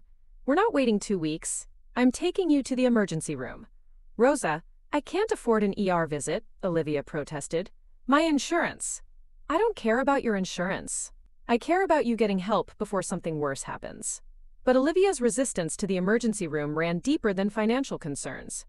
The idea of sitting in a crowded ER, trying to explain her symptoms to overworked staff who might dismiss her as a stressed-out single mother, felt overwhelming. Miguel could see her shutting down, the same defensive walls going up that had prevented her from seeking help for months. What if we compromise? Miguel suggested. What if we call the hospital where Mom works? Carmen might be able to help us get in touch with someone. Rosa looked skeptical. Can we trust Carmen to keep this confidential? If word gets out that Olivia is having memory problems. Carmen's been covering for me already, Olivia said quietly. She knows something's wrong. And she's been a friend for 8 years. If anyone will help us navigate this quietly, it's her. Miguel made the call to Carmen while Rosa continued making notes on her legal pad. The conversation was difficult. explaining the severity of his mother's condition to someone who'd only witnessed minor workplace confusion. But Carmen's response was immediate and decisive. "Bring her in through the staff entrance," Carmen said. "I'll meet you there. Dr. Elena Vasquez is on call today. She's a neurologist, and she's good. Really good. If anyone can figure out what's going on with your mom, it's Dr. Vasquez." The drive to the hospital was tense and quiet. Olivia sat in the passenger seat of Rosa's car, staring out the window at the familiar route she'd driven thousands of times over the past 8 years. Miguel sat in the back, his phone heavy in his pocket with its collection of evidence that might finally provide answers. "What if it's something really bad?" Olivia asked as they pulled into the hospital parking lot. "What if it's a brain tumor or early-onset Alzheimer's?" "Then we'll deal with it," Rosa said firmly. "Whatever it is, it's better to know than to keep pretending nothing's wrong." Carmen met them at the staff entrance as promised, her scrubs wrinkled from a long shift but her expression alert and concerned. Miguel had met Carmen several times at hospital events, but seeing her now, taking charge of his mother's care with professional efficiency, he understood why Olivia trusted her. "Dr. Vasquez is waiting for us in consultation room 3, Carmen said, guiding them through hallways that Olivia knew by heart, but today seemed foreign and intimidating. "I explained the situation as best I could, but she's going to want to hear everything directly from you." Dr. Elena Vasquez was younger than Miguel had expected, perhaps in her late 30s, with kind eyes and an air of competent calm that immediately put him at ease. She greeted Olivia with the respectful attention of one professional acknowledging another, then turned to Miguel and Rosa. "I understand there have been some concerning episodes," Dr. Vasquez said, settling into her chair with a tablet ready for notes. "I'd like to hear about them in detail, starting with the most recent." Miguel found himself taking the lead in describing the previous night's events, noting how Dr. Vasquez's expression grew more serious as he detailed his mother's disorientation and memory loss. When he mentioned the recordings, her eyebrows rose with interest. "You documented these episodes?" she asked. Miguel was trying to get someone to believe him, Rosa explained. "We weren't taking his concerns seriously enough." Dr. Vasquez nodded approvingly. "Smart thinking. Video documentation can be incredibly valuable for diagnosis. Would you be willing to show me these recordings?" Miguel looked to his mother, who nodded reluctantly. As Dr. Vasquez watched the videos, her expression shifted from clinical interest to focused concern. She asked Miguel to replay certain sections, took detailed notes, and asked specific questions about timing and frequency. "These episodes show a pattern consistent with complex partial seizures," Dr. Vasquez said finally, and Miguel felt the room seem to exhale collectively. "The automatic behaviors, the confusion, the lack of memory afterward, these are all classic presentations." "Seizures?" Olivia's voice was small. "But I'm not falling down or convulsing." "Not all seizures look like what you see in movies," Dr. Vasquez explained gently. "Complex partial seizures can manifest as exactly what Miguel recorded. Automatic behaviors performed without conscious awareness." Miguel felt a mix of relief and fear wash over him. Relief that there was a name for what was happening to his mother, that it wasn't just stress or early dementia. Fear because seizures meant something was wrong with her brain, something that required serious medical intervention. "What causes them?" Rosa asked. "Several things can trigger complex partial seizures. We'll need to do some tests to determine the underlying cause." Dr. Vasquez looked directly at Olivia. "I'm going to order an EEG to measure your brain activity and an MRI to look at brain structure. We should be able to get you in for these tests within the next day or two." As they scheduled the tests and discussed next steps, Miguel felt like they were finally moving toward answers rather than just accumulating questions. The recordings on his phone had served their purpose. They'd provided the evidence Dr. Vasquez needed to make a preliminary diagnosis and recommend appropriate testing. But as they left the hospital that afternoon, Miguel couldn't shake the feeling that they were just at the beginning of a much longer and more complicated journey. The recordings had opened a door, but what lay beyond it remained terrifyingly unknown. But as they left the hospital that afternoon, Miguel couldn't shake the feeling that they were just at the beginning of a much longer and more complicated journey. The recordings had opened a door, but what lay beyond it remained terrifyingly unknown. The EEG came first, 2 days later, on a gray January morning that felt heavy with the promise of answers. Miguel sat in the waiting room at the neurological center, watching his mother disappear behind a door marked Testing suite 3 inches with electrodes already attached to her scalp, like some kind of futuristic crown. Rosa paced the small waiting area, her nervous energy filling the space as she checked her phone repeatedly and reorganized the magazines on the side table. "Stop fidgeting," Miguel said softly. "You're making me more nervous." Rosa paused mid-pace, looking sheepish. "Sorry, I just hate waiting. I'd rather be doing something productive." "We are doing something productive. We're getting answers." But Miguel's calm words belied the anxiety churning in his stomach. The past 2 days had been a strange limbo of cautious hope, mixed with dread. Dr. Vasquez's preliminary diagnosis of complex partial seizures had provided a framework for understanding his mother's episodes, but it also raised new questions about causes and treatments.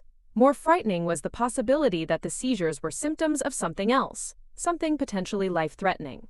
Olivia emerged from the testing suite an hour later, her hair mussed, and small red marks visible on her scalp where the electrodes had been attached. She looked exhausted in a way that went beyond physical fatigue, as if the process of having her brain activity measured had been emotionally draining. "How did it go?" Rosa asked, immediately moving to her sister's side. "Strange," Olivia said, accepting a tissue to wipe the electrode gel from her forehead. "They had me breathe really fast and look at flashing lights." Dr. Vasquez said they were trying to trigger a seizure to see what it looked like on the EEG. "Did they succeed?" Miguel asked, though he wasn't sure he wanted to know the answer. "I don't know. I think I might have lost some time during the light test. One minute I was looking at these strobing patterns, and the next minute the technician was asking me how I felt. But I couldn't remember anything in between." Miguel felt his chest tighten. Even in a controlled medical environment, with professionals monitoring her every brainwave, his mother was still having episodes. The seizures weren't just occasional disruptions. They were an ongoing condition that could be triggered by specific stimuli. The MRI was scheduled for the following afternoon, and Miguel had never experienced 48 hours that felt longer. He tried to maintain normalcy, attending classes, completing assignments, working his shifts at Tommy's Auto Parts, but everything felt surreal, as if he were moving through a world made of glass that might shatter at any moment. Jake noticed his distraction during lunch on Thursday. "You're doing that thing again?" he said, unwrapping a sandwich with deliberate casualness. "What thing?" "That thing where you look like you're listening but you're actually somewhere else entirely. How did the brain tests go?" Miguel picked at his cafeteria pizza, which had the texture of cardboard and the flavor of regret. "The EEG showed she's definitely having seizures. The MRI is this afternoon." "That's good, right? I mean, not good that she's having seizures, but good that they know what's causing the episodes?" "Maybe." Dr. Vasquez said seizures can be caused by lots of different things. Some treatable, some. Miguel didn't finish the sentence. Jake studied his friend's face with the perceptive attention that had made him such a valuable confidant throughout this ordeal. "Miguel, whatever they find, you guys are going to handle it. You've already been dealing with this for months without knowing what it was. At least now you'll know what you're fighting." Miguel nodded, though Jake's reassurance felt hollow. There was a vast difference between fighting an unnamed enemy and discovering that enemy might be a brain tumor or some other life-threatening condition. The unknown had been terrifying, but knowledge carried its own brand of fear. The MRI appointment was at 3 p.m., which meant Miguel had to leave school early. He found his mother and Rosa in the neurological center's waiting room, both looking pale but determined. Olivia wore a hospital gown and had removed all her jewelry, preparing for the 45 minutes she'd spend in the narrow tube of the MRI machine.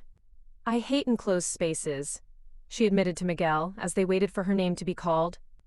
"When you were little and we'd play hide and seek, I could never hide in closets or under beds. Too claustrophobic." "You'll be fine, Mom. And it'll give us pictures of what's going on in there." Miguel tapped his temple gently. "Maybe we'll finally get some real answers." When Olivia was called back for the MRI, Miguel and Rosa settled in for the wait. The procedure was supposed to take about an hour, but it felt like an entire day compressed into 60 minutes. Miguel tried to read a magazine about Texas wildlife, but the words kept swimming on the page. Rosa made phone calls to clients, rescheduling appointments and managing her real estate business with the efficiency that had made her successful. Dr. Vasquez appeared in the waiting room sooner than expected, her expression serious but not grim. "The MRI is complete," she said, settling into one of the uncomfortable plastic chairs across from them. I'd like to go over the results with all of you together, if that's okay. Miguel felt his heart rate spike. In movies, doctors who wanted to discuss results immediately were either delivering wonderful news or devastating diagnoses. There didn't seem to be much middle ground. They were led to a consultation room where Olivia was already waiting, dressed in her street clothes but looking anxious. Dr. Vasquez had a laptop open on the small table, and Miguel could see what looked like cross-sectional images of a brain on the screen. "I want to start with the good news," Dr. Vasquez said, and Miguel felt some of the tension in his shoulders ease. "The seizures you've been experiencing are definitely treatable. The EEG confirmed complex partial seizures originating in the temporal lobe, and we have excellent medications for managing this type of epilepsy." "Epilepsy?" Olivia repeated, as if testing the word. "I have epilepsy." "You do. But that's not the whole story." Dr. Vasquez turned the laptop so they could all see the screen clearly. "The MRI shows why you're having seizures. There's a mass in your left temporal lobe, about the size of a walnut, that's been putting pressure on the surrounding brain tissue." Miguel felt the room spin slightly. A mass. In his mother's brain. The words seemed to echo in his head, taking on weight and significance that made it hard to breathe. "A tumor?" Rosa's voice was steady, but Miguel could hear the fear underneath. "Yes, but before you panic, let me explain what we're looking at." Dr. Vasquez used a pointer to indicate a dark spot on one of the brain images. "This appears to be what we call a low-grade glioma. They're typically slow-growing and often very treatable, especially when we catch them early." "How early is early?" Olivia asked, her voice barely above a whisper. "Based on the size and your symptom timeline, this tumor has probably been growing for 6 to 8 months. The good news is that it's in a location where we can remove it surgically without significant risk to your cognitive function or memory." Miguel stared at the brain scan, trying to process what he was seeing.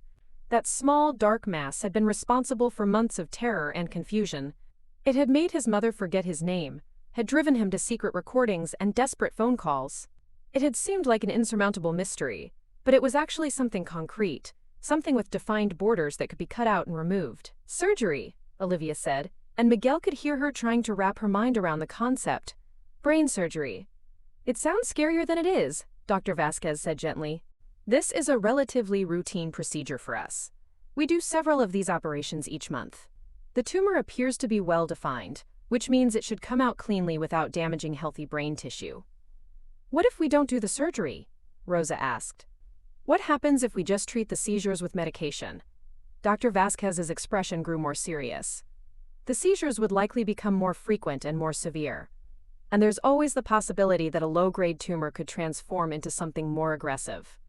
Early surgical intervention gives us the best chance of removing it completely and preventing any progression." Miguel found his voice for the first time since entering the room. "The recordings I made, will those help with the surgery?" "Actually, yes," Dr. Vasquez said, and Miguel felt a surge of validation for all the guilt he'd carried about violating his mother's privacy. "The videos show us exactly what her seizures look like, which helps us map the affected brain regions. Your documentation was incredibly valuable for both diagnosis and surgical planning." Miguel felt tears prick his eyes. Relief, fear, and gratitude, all mixing together in a way that made it hard to speak. His secret recordings, which had felt like such a betrayal, had actually provided crucial information for his mother's treatment. "How soon would the surgery happen?" Olivia asked. "I'd like to schedule it within the next 2 weeks. The sooner we remove the source of the seizures, the sooner you can start getting back to normal." Normal. Miguel had almost forgotten what normal felt like. The past few months had been such a blur of worry and vigilance that the idea of returning to ordinary family life seemed almost foreign.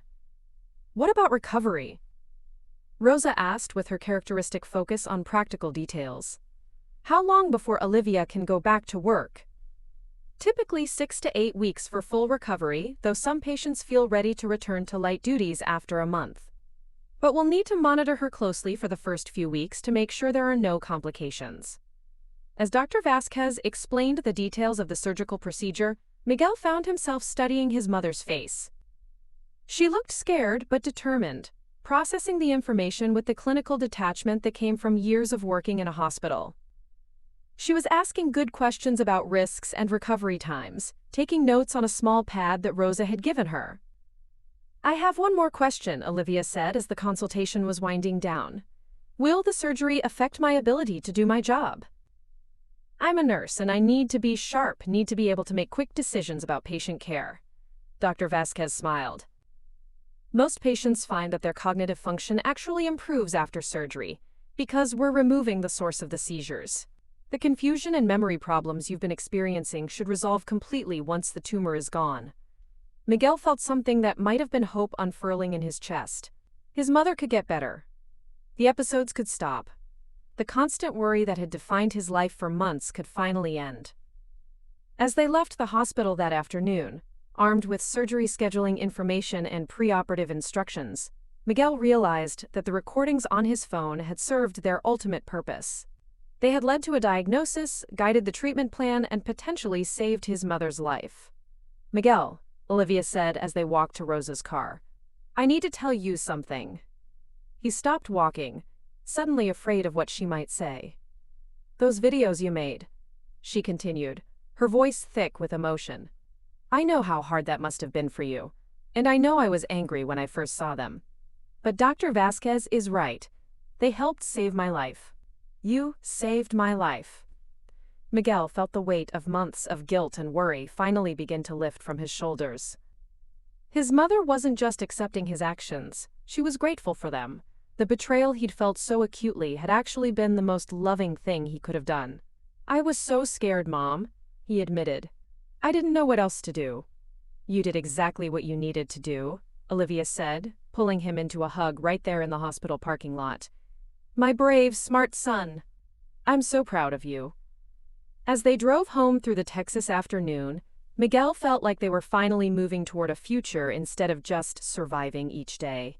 The recordings that had documented his mother's illness would soon become historical artifacts, evidence of a problem that had been solved, a mystery that had been unraveled, a family that had found its way back to each other through the darkest period of their lives. As they drove home through the Texas afternoon, Miguel felt like they were finally moving toward a future, instead of just surviving each day.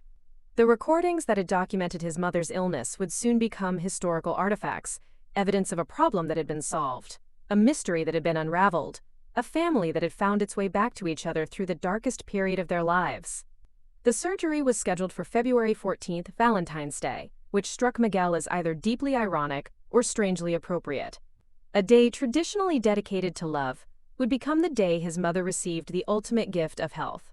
The 2 weeks between diagnosis and surgery passed in a strange suspension of time, filled with preoperative appointments, insurance paperwork, and the careful choreography of preparing for a temporary but significant disruption to their lives. Rosa had insisted on staying with them during the recovery period, transforming their small duplex into a recovery center with military precision. She'd researched brain tumor support groups, ordered nutritional supplements recommended for post-surgical healing, and created detailed schedules for medication management. Miguel watched his aunt's efficiency with appreciation and mild amusement. Rosa was dealing with her fear by organizing everything within reach. "She's coping," Olivia explained one evening as they watched Rosa rearrange their kitchen cabinets to make them more ergonomic for recovery. "When Rosa is scared, she controls what she can control." Miguel understood the impulse. His own coping mechanism had been documenting his mother's episodes, creating order from chaos through careful observation. Now that the mystery was solved, he felt oddly adrift, unsure how to channel the vigilant energy that had sustained him for months.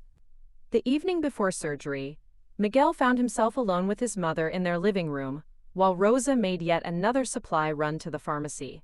Olivia was reading a novel, a romance she'd picked up at the hospital gift shop, but Miguel could see she wasn't really absorbing the words. Her eyes kept moving back to the same paragraph, and she'd been on page 127 for 20 minutes. "Are you scared?" Miguel asked, setting aside his calculus homework. Olivia closed the book, using her finger to mark her place. "Terrified," she admitted, "but also relieved. Does that make sense?" "It makes perfect sense." Miguel moved from his chair to sit beside her on the couch. "You've been living with this thing in your head for months, not knowing what was wrong. At least now we know what we're fighting." I keep thinking about all the time I lost, Olivia said, her voice soft with regret. All those months when I was confused and angry. When I was pushing you away because I was too proud to admit something was wrong. We could have figured this out sooner if I'd listened to you. Miguel felt a familiar stab of guilt. Mom, you couldn't have known. A brain tumor isn't exactly the first thing you think of when you're having memory problems. But you knew something was seriously wrong. You tried to tell me, and I dismissed your concerns. I made you carry this burden alone. Olivia turned to face him fully. I need you to know how sorry I am about that. And I need you to know that what you did, the recordings, reaching out to Rosa, refusing to give up on me, that took incredible courage. Miguel felt tears prick his eyes.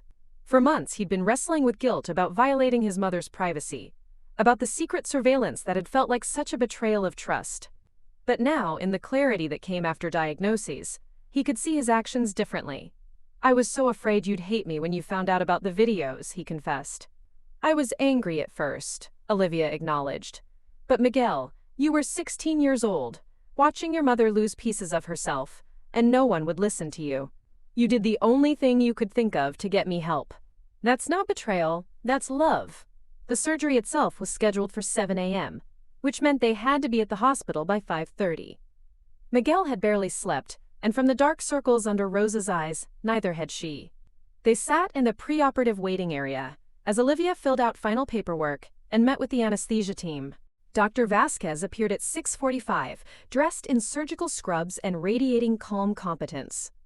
How are we feeling this morning? She asked, though Miguel suspected the answer was obvious from their collective pale faces and nervous energy. Ready to get this over with, Olivia said, though her voice carried a slight tremor that betrayed her fear. The procedure should take about 3 hours, Dr. Vasquez explained. We'll be monitoring her brain function throughout the surgery to ensure we don't affect any healthy tissue. Miguel, those videos you made are actually going to be displayed in the operating room. They'll help us identify the exact area we need to target. Miguel felt a surge of validation that was both gratifying and surreal. His secret recordings, captured in desperate midnight vigils, would soon be projected on screens in an operating room, guiding a surgeon's hands as she removed the source of his mother's suffering. When they wheeled Olivia away for surgery, Miguel felt like part of himself was disappearing down that hallway. Rosa gripped his hand as they watched his mother's gurney turn the corner, and he realized they were both holding their breath. The waiting was excruciating. Miguel tried to focus on a chemistry textbook, but the molecular structures might as well have been hieroglyphics. Rosa made phone calls to update family members, her voice steady and professional even though Miguel could see her hands shaking. They ate cafeteria sandwiches that tasted like cardboard and drank coffee that could have stripped paint. Dr. Vasquez appeared in the waiting room at 11:30, still in her surgical scrubs but smiling. Miguel felt his entire body sag with relief before she even spoke. The surgery went perfectly, she announced. We were able to remove the entire tumor cleanly, with excellent margins. The tissue looked exactly like what we expected, a low-grade glioma that should never come back. Miguel burst into tears right there in the waiting room, months of accumulated fear and tension finally finding release. Rosa wrapped him in a fierce hug, and he could feel her trembling with relief. When can we see her? Rosa asked. She's in recovery now, still groggy from anesthesia. You can see her in about an hour, but don't expect much conversation today. The real test will be over the next few days, as she wakes up fully. The first time Miguel saw his mother post-surgery, he was shocked by how small she looked in the hospital bed. Her head was wrapped in bandages, and she was connected to various monitors that beeped and hummed with electronic life. But when she opened her eyes and saw him, her smile was purely herself. No confusion, no distant look, just his mother recognizing him completely. Hey mijo, she whispered, her voice hoarse from the breathing tube. Did they get it? They got it all, Mom. Dr. Vasquez said it was a perfect surgery. Olivia closed her eyes, and Miguel thought she'd fallen back asleep. But then she squeezed his hand. I love you, she said, and I'm sorry it took brain surgery for me to tell you how proud I am of what you did. The recovery process was slower than Miguel had anticipated, but faster than he'd feared. Olivia spent 3 days in the hospital, during which Miguel barely left her side except to attend classes. He watched her progress from groggy confusion to clear-eyed awareness with the same vigilance he'd once applied to documenting her seizures. But now his observations were filled with hope rather than dread. Carmen visited on the second day, bringing flowers from the nursing staff and an update on the unit. "Mrs. Peterson has been asking about you," she told Olivia. "I told her you were having a procedure, and she said to tell you she remembers you perfectly now. Funny how that worked out." Miguel and Olivia exchanged a knowing look. Mrs. Peterson's memory had never been the problem. On the third day, Dr. Vasquez removed the surgical bandages, revealing a neat incision along Olivia's hairline that would eventually be hidden by hair growth. "The healing looks excellent," she pronounced. "And more importantly, how do you feel mentally? Any confusion or memory problems?" Olivia considered the question seriously. "I feel clear, like someone cleaned the windows in my mind. I can't remember the last time my thoughts felt this organized." Miguel felt tears threaten again. His mother's mental clarity was perhaps the greatest gift of this entire ordeal, not just the absence of seizures, but the return of the sharp, decisive woman who had raised him alone and built a career in healthcare. The transition back to home life required its own adjustments. Rosa had installed safety rails in the bathroom and rearranged furniture to prevent falls, but Olivia chafed at being treated like an invalid. Miguel found himself in the strange position of monitoring his mother's recovery rather than her decline, watching for signs of improvement rather than deterioration. "I feel like I should be taking care of you," Olivia said one evening about a week after surgery. "You've been the caretaker in this family for months, and you're only 16. That's not fair to you." Miguel was washing dishes, a task he'd taken over completely during her recovery, and he paused to consider her words. "Mom, I think maybe we both need to learn new ways of taking care of each other. You don't have to be the strong one all the time, and I don't have to be the worried one all the time." The conversation with Jake happened 2 weeks post-surgery, during lunch at their usual cafeteria table. Miguel had been gradually readjusting to normal teenage concerns: college applications, upcoming midterms, whether to ask Sarah Martinez to the spring formal, but the transition felt surreal after months of life-or-death vigilance. "You look different," Jake observed, unwrapping a sandwich that his mother had packed with her usual care. "Relaxed, maybe? Like you're not carrying the weight of the world anymore." "I feel different," Miguel admitted. "It's weird not being constantly worried about Mom. I keep expecting something to go wrong, but she's actually better than she was before any of this started." "That must be a relief." "It is, but it's also... I don't know how to explain this. For months, taking care of her was my entire identity. Now that she doesn't need that kind of care, I'm not sure who I'm supposed to be." Jake studied his friend's face with characteristic perceptiveness. "Maybe you're supposed to be a 16-year-old kid whose mom is healthy and who can focus on normal stuff like college and girls, and whether Mr. Rodriguez's physics tests are designed to destroy souls." Miguel laughed, the first genuine laugh he'd had in months. "Speaking of normal stuff, I think I might actually have time to help you with that solar panel project now." "Really? Because I've been completely lost without your math skills." As they discussed their delayed senior project, Miguel realized that Jake was right. He was finally free to be a teenager again, to worry about normal teenage problems instead of carrying adult responsibilities that had been thrust upon him by circumstances beyond his control. That evening, Miguel deleted the folder of recordings from his phone. He'd kept them throughout the surgery and early recovery, partly as a backup in case doctors needed to see them again, and partly because they'd become such a central part of his life that removing them felt premature. But now, with his mother's complete recovery evident in her clear eyes and steady hands, the videos served no purpose except to remind them of a dark period they'd successfully navigated. As he watched the folder disappear, Miguel felt a sense of completion that went beyond the simple deletion of files. Those recordings had served their purpose.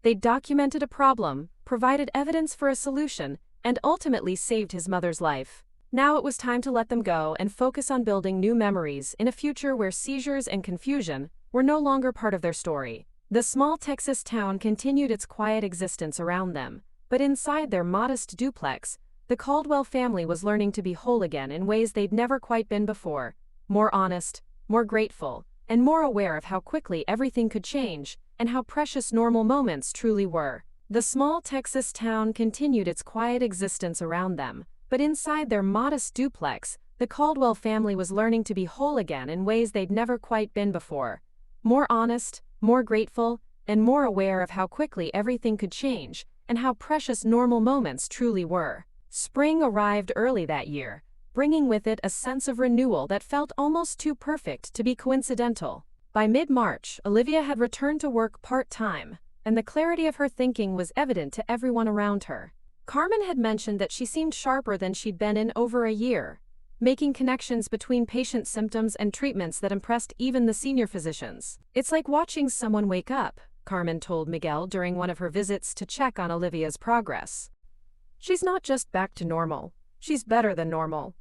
It makes me wonder how long that tumor was affecting her thinking before the seizures started." Miguel had wondered the same thing.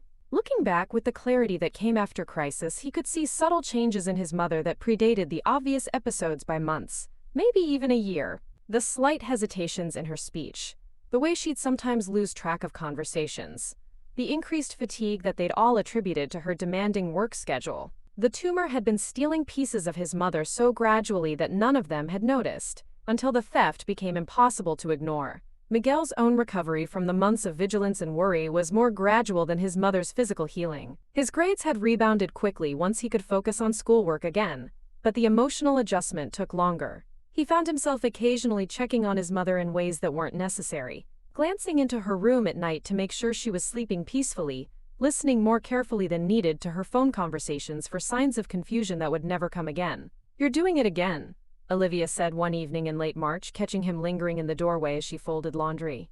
"Doing what?" "Monitoring me. Miguel, the tumor is gone.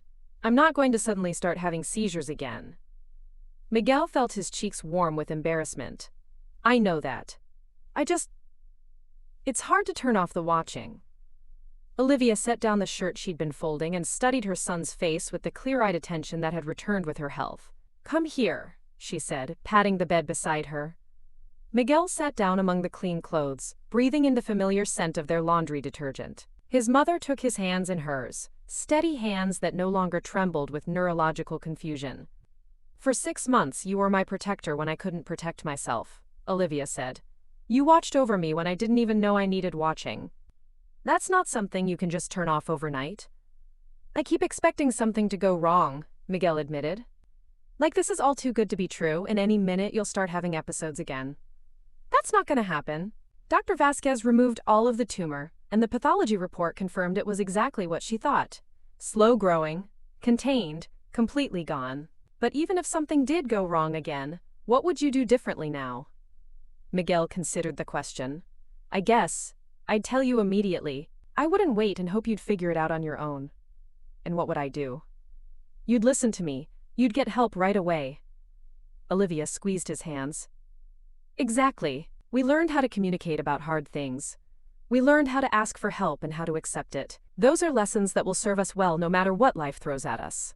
The conversation marked a turning point in Miguel's recovery. He began to trust that his mother's health was real and permanent, that he could redirect his protective energy toward more typical teenage concerns. His friendship with Jake deepened as they worked together on their delayed solar panel project, and Miguel found himself genuinely excited about college applications for the first time in months. But perhaps the most significant change came in April, when Dr. Vasquez asked if Miguel and Olivia would be willing to share their story with other families facing similar challenges. "We have a support group for families dealing with neurological conditions," Dr. Vasquez explained during one of Olivia's follow-up appointments. "Many of them struggle with the same issues you faced. Family members who notice changes, but can't get anyone to take their concerns seriously. Your story could help them understand the importance of advocacy and documentation."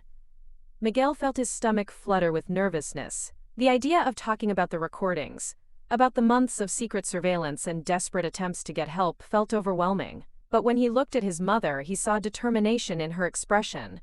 "I think we should do it," Olivia said. "If our experience can help even one family get help sooner, isn't that worth some discomfort?"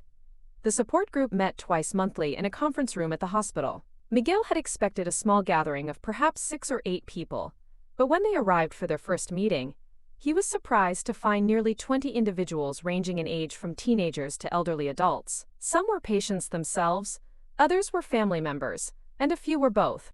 Dr. Vasquez introduced them with a brief overview of Olivia's case, then invited them to share their story in their own words. Miguel found himself speaking first, describing the gradual onset of his mother's symptoms and his growing frustration with being dismissed as an overwrought teenager. "I felt like I was going crazy," he told the group. "Everyone kept telling me my mom was just tired or stressed, but I knew something was really wrong. I started recording her episodes because I didn't know how else to prove what I was seeing. A woman in her 50s raised her hand. My husband has been having similar episodes for months. The doctors keep saying it's just age-related memory problems, but he's only 62. Should I be recording him too? Miguel glanced at his mother, who nodded encouragingly. If you're seeing consistent patterns that worry you, documentation can be really valuable, he said.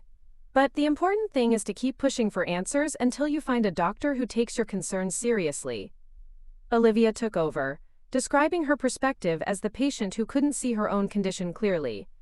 The hardest part was admitting that my 16-year-old son might understand what was happening to me better than I did, she said. Pride almost cost me my health, maybe even my life.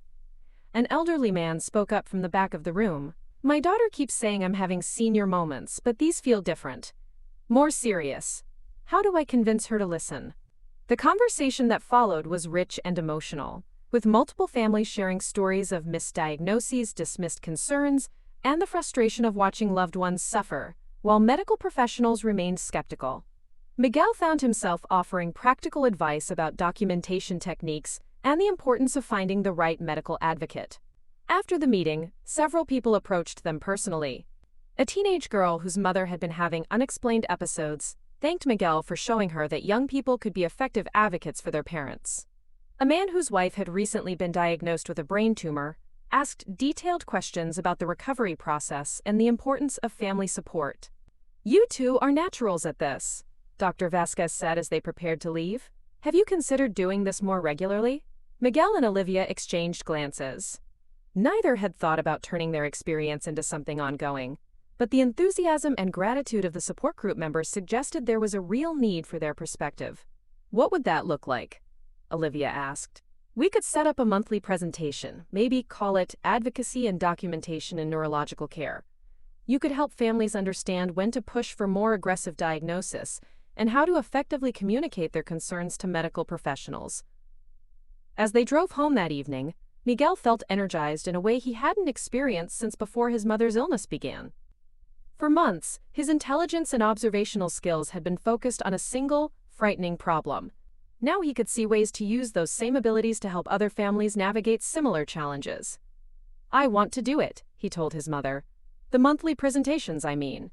And maybe we could create some kind of resource guide, tips for documentation, questions to ask doctors, warning signs that shouldn't be ignored."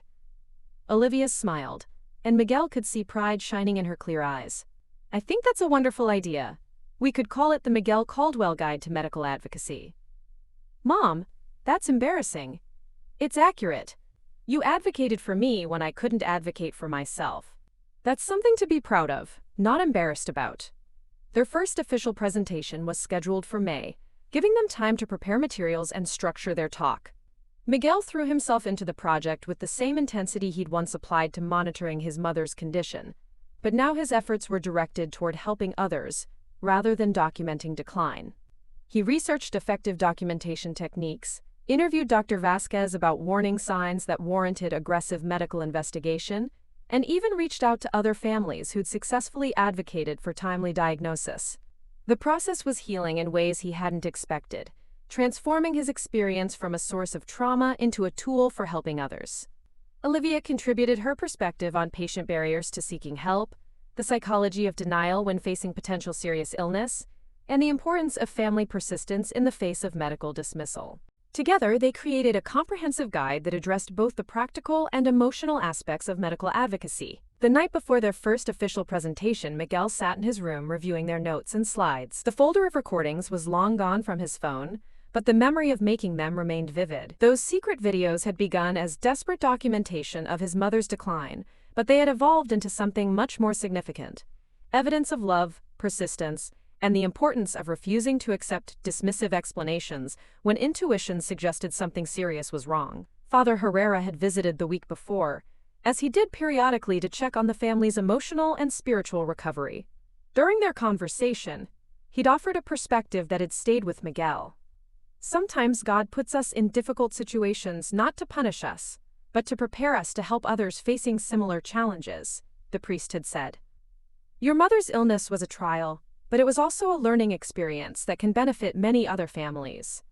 Miguel had never been particularly religious, but Father Herrera's words resonated with him. The months of fear and vigilance had taught him skills he never would have developed otherwise: careful observation, persistent advocacy, the courage to push back against dismissive authority figures. More importantly, the experience had taught him that love sometimes required uncomfortable actions, that protecting someone might mean violating their privacy or challenging their wishes.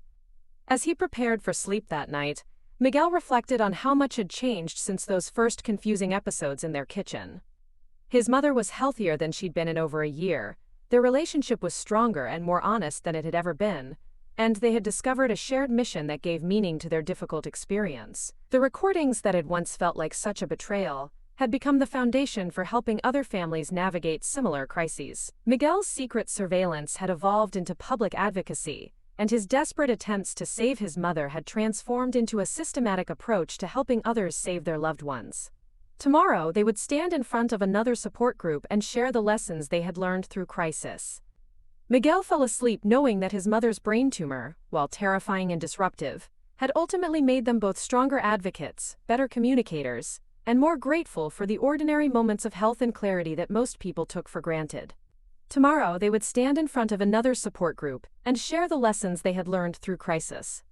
Miguel fell asleep, knowing that his mother's brain tumor, while terrifying and disruptive, had ultimately made them both stronger advocates, better communicators, and more grateful for the ordinary moments of health and clarity that most people took for granted. The morning of Miguel's high school graduation dawned clear and bright, with the kind of crisp May sunshine that made everything seem possible. As Miguel adjusted his cap and gown in the bathroom mirror, he could hear his mother and Rosa bustling around downstairs, preparing for the celebration that would follow the ceremony.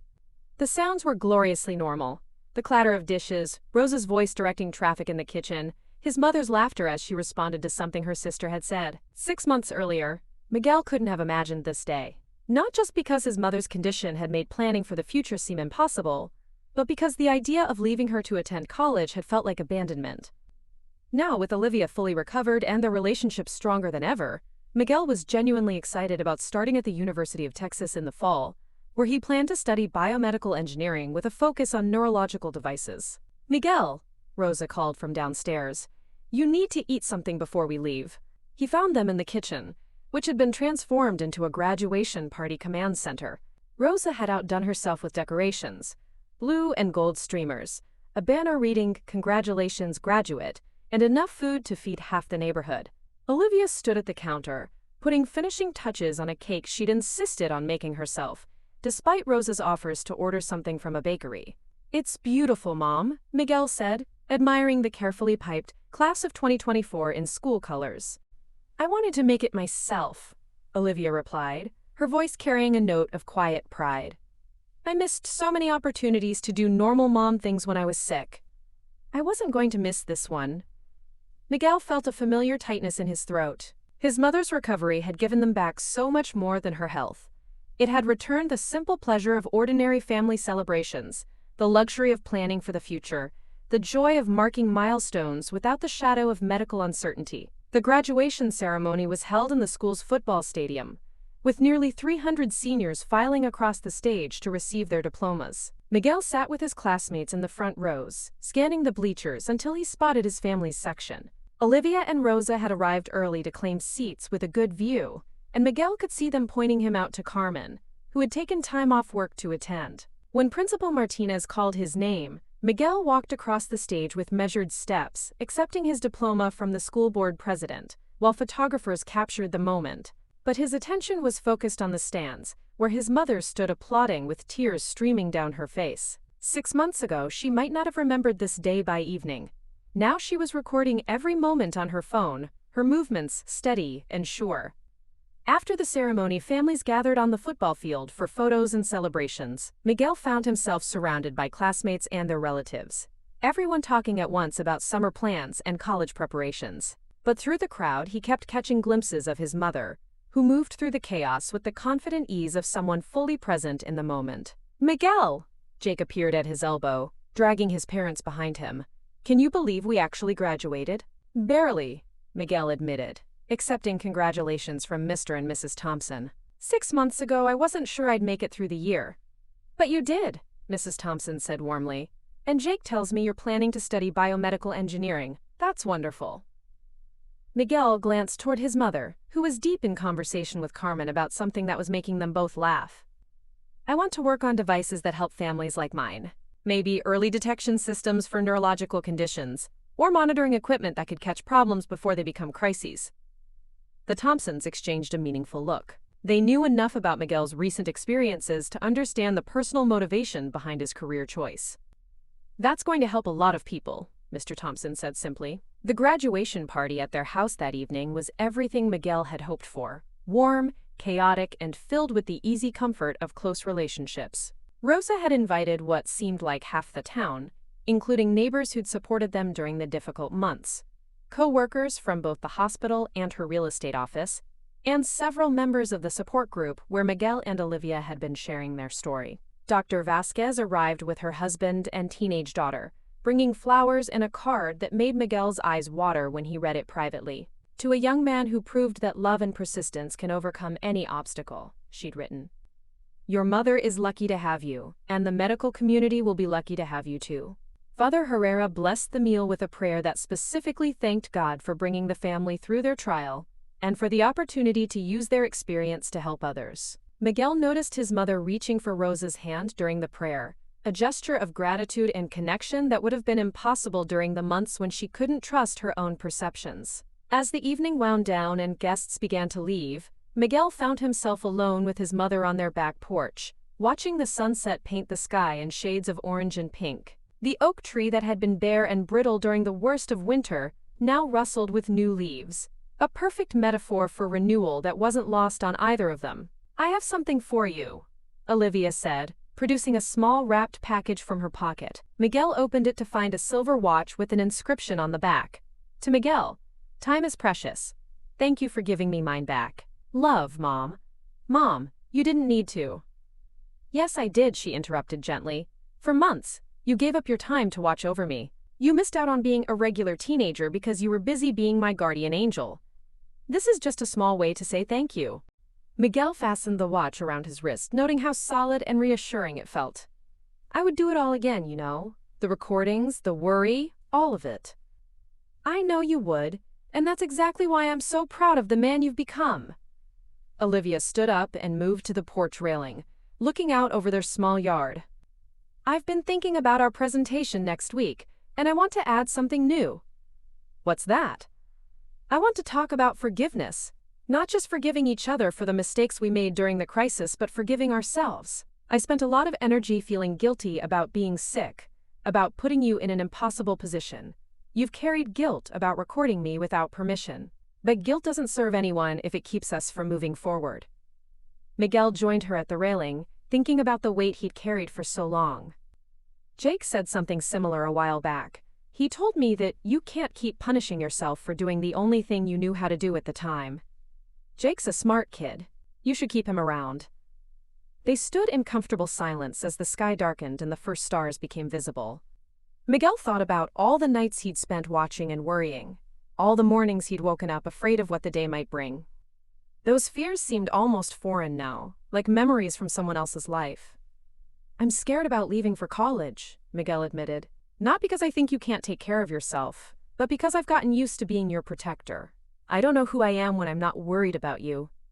Olivia turned to face him fully, her expression serious but loving. You're my son. You're a brilliant young man who has his whole life ahead of him. You're someone who knows how to love people even when it's hard, even when it requires sacrifice. College isn't going to change any of those things. What if something happens while I'm gone? Then I'll call you. And if I can't call you, Rosa will. And if for some reason we're both unable to reach you, Carmen will track you down. Olivia smiled, but her tone was sincere. Miguel, you've taught me that asking for help isn't weakness, it's wisdom. I promise you that I will never again try to handle a medical crisis alone. Over the next hour, neighbors stopped by to offer final congratulations and help clean up.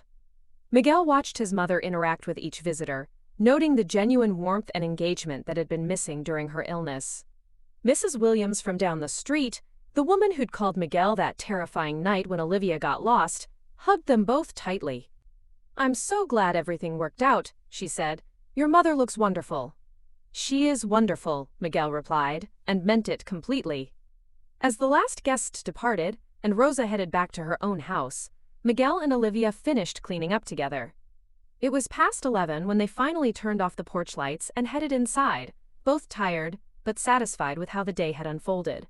"Miguel," Olivia said as they reached the stairs, "I want you to know that these past few months, after the surgery, during my recovery, watching you prepare for college, they've been some of the happiest of my life. Even with everything we went through, especially because of everything we went through, we learned how to take care of each other. We learned how to communicate about hard things. We learned that our family is strong enough to survive anything." She paused on the bottom step. "And we learned that sometimes the scariest experiences can lead to the most meaningful discoveries." Miguel thought about their monthly presentations to the support group, about the families they'd already helped advocate for better medical care, about his plans to study biomedical engineering. His mother was right. The tumor that had nearly destroyed their family had also revealed strengths they never knew they possessed.